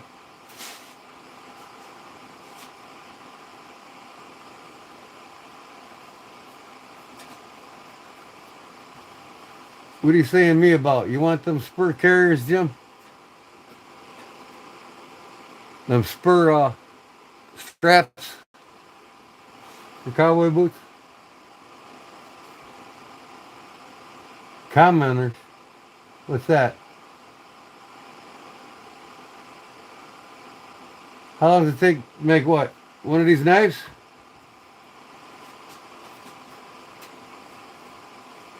The sheath takes about a day. The knife takes about a day. I made this from a file. It's got brass, whitetail antler, stacked birch bark, ironwood, brass pin,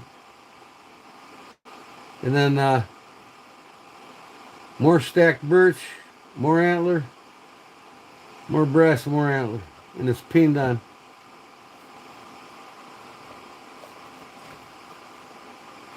See inside the puko sheath, that's made from wood.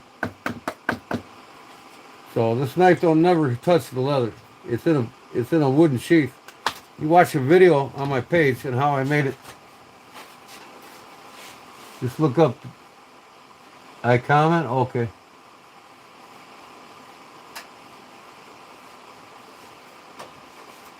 Oh.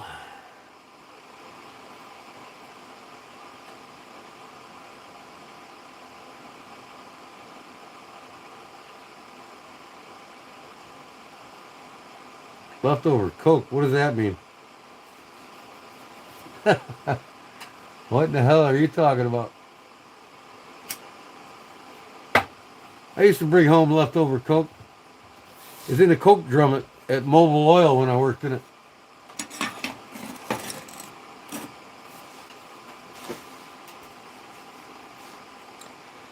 I made a knife from a chainsaw bar and with the deer antler for a handle.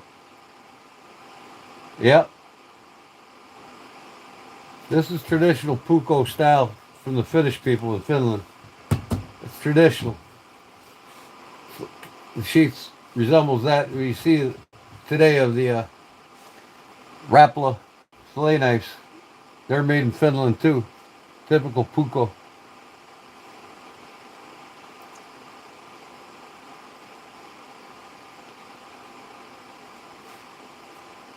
There is when you work in a coke drum at a refinery, there's all kinds of leftover coke.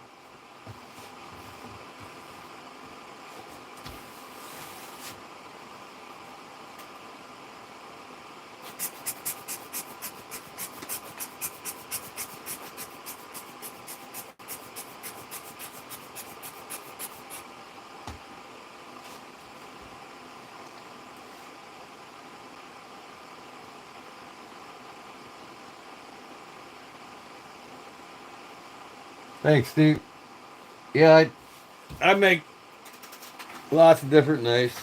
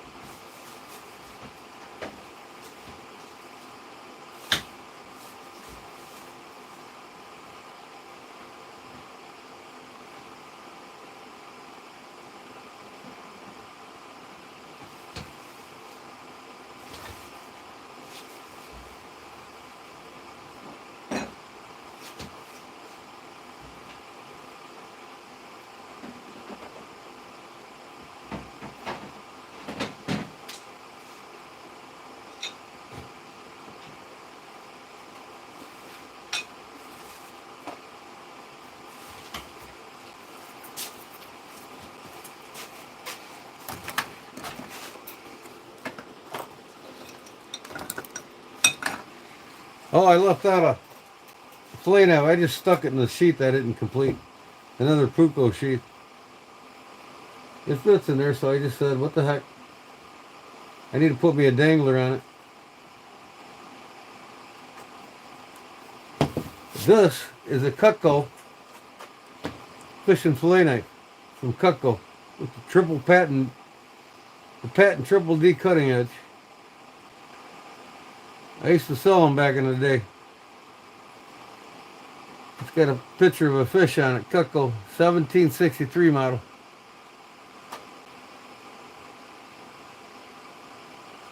That's part of my fishing fillet knife collection too.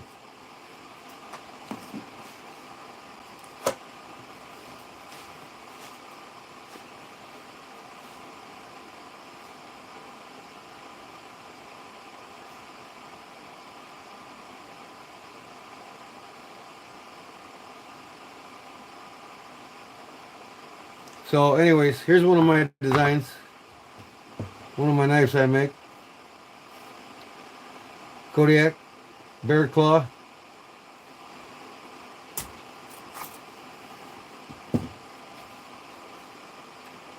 That's kind of inspired by Spyderco when I made it.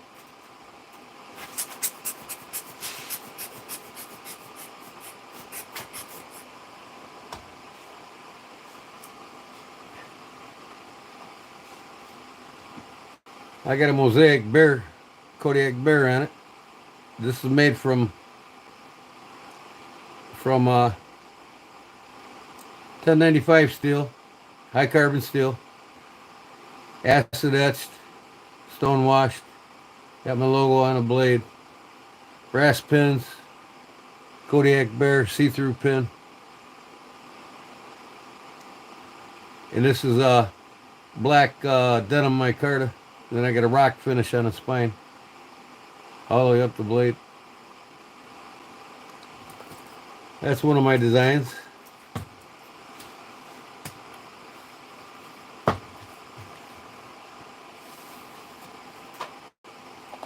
Here's one of the first knives I ever made, about 15 years ago. Made it from a file. Nothing special, but always be in my collection. Deer antler. I made a stainless steel pommel for it. Yeah. Jimping on the spine.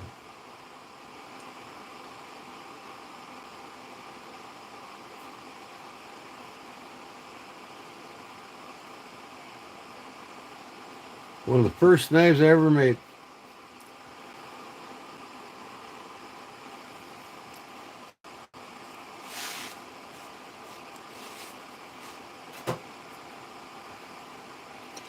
Here's one of my designs. I never made a sheath for it.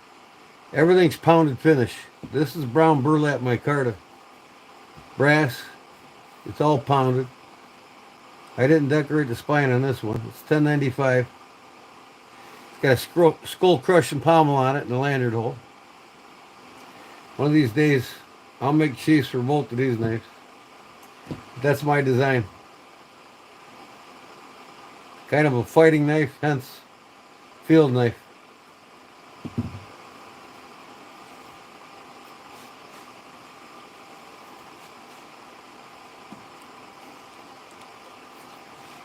This here's one of my designs. Got a brass pin for the lanyard hole. And I carved the sheath to look like the blade on the knife. It's got a hole in it, see? There's the handle of the blade.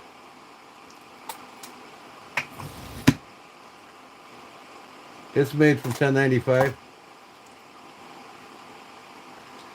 Ironwood, brass pins, burlap micarta, G10 black spacers. Nice little skinning knife. We'll pop a top with that.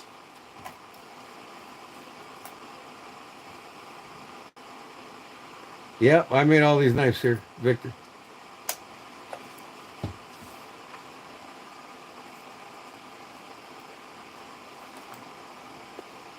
Here's one of my designs.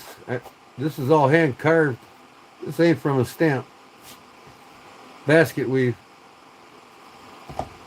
Pounded pommel finish with spalted maple handle. Pounded brass ricasso with a cutout back. I made this from a saw blade.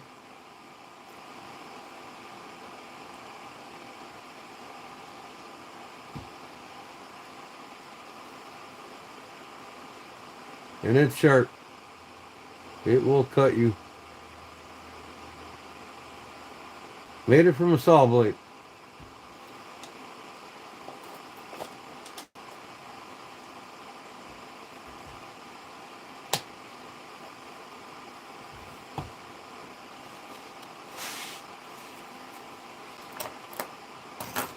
This one I just finished. This is a replica of a seal sog pup that I made from a Ferrer's rasp.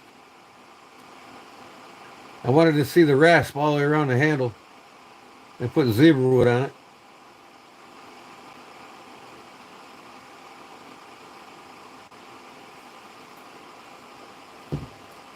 I got to make a sheath for it now. And lastly here, this is my bushcraft survival knife. The ferro rod for starting fires. Sheath's made from kydex and leather. It's called a hybrid sheath. $10.95. Brass bolster, pins, orange plexiglass, and in the light you can see through it, see the pins.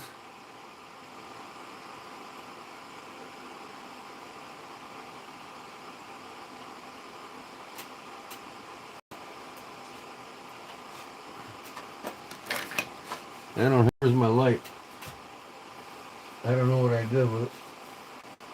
But anyways, yep. This is my bushcraft.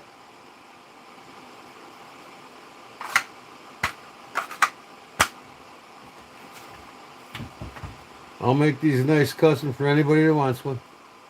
I make custom knives. What, you love my bushcraft knife?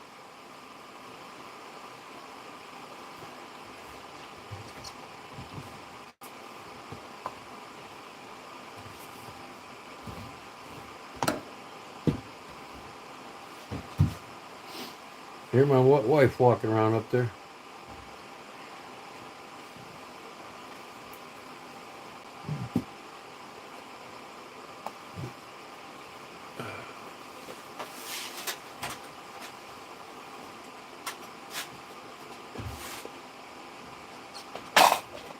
Come on.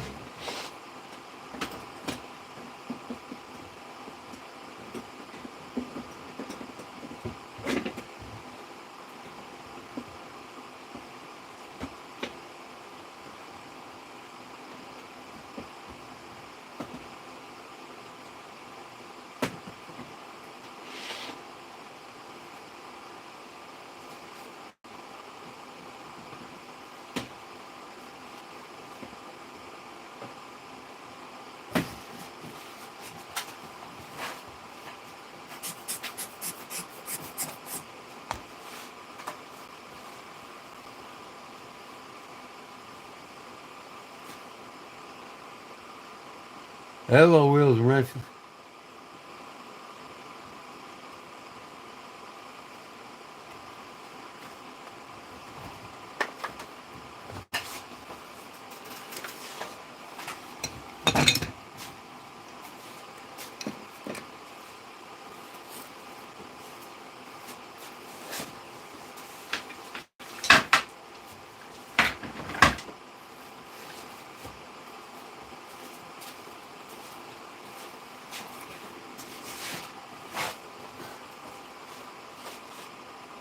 Oh, man.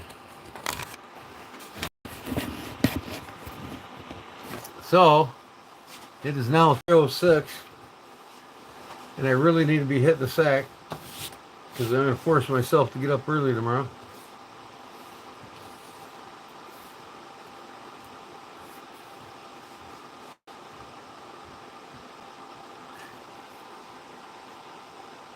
I just appreciate all the support and those who've subscribed tonight.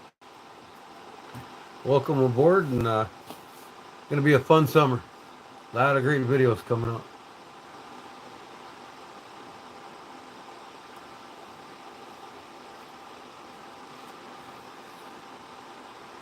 Uh-oh. A&W Designs. He did another custom job on a buck 103. I need to watch that before I go to bed.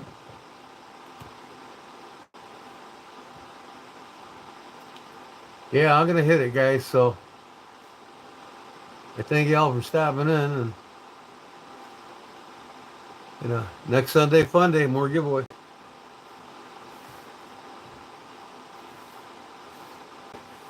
We'll see you there. Yep, I gotta go crash. I got some work to do on a patio deck and a gazebo I finished up. You too, Henry. Wheels and Wrenches, thanks for swinging in and subscribing, and I'll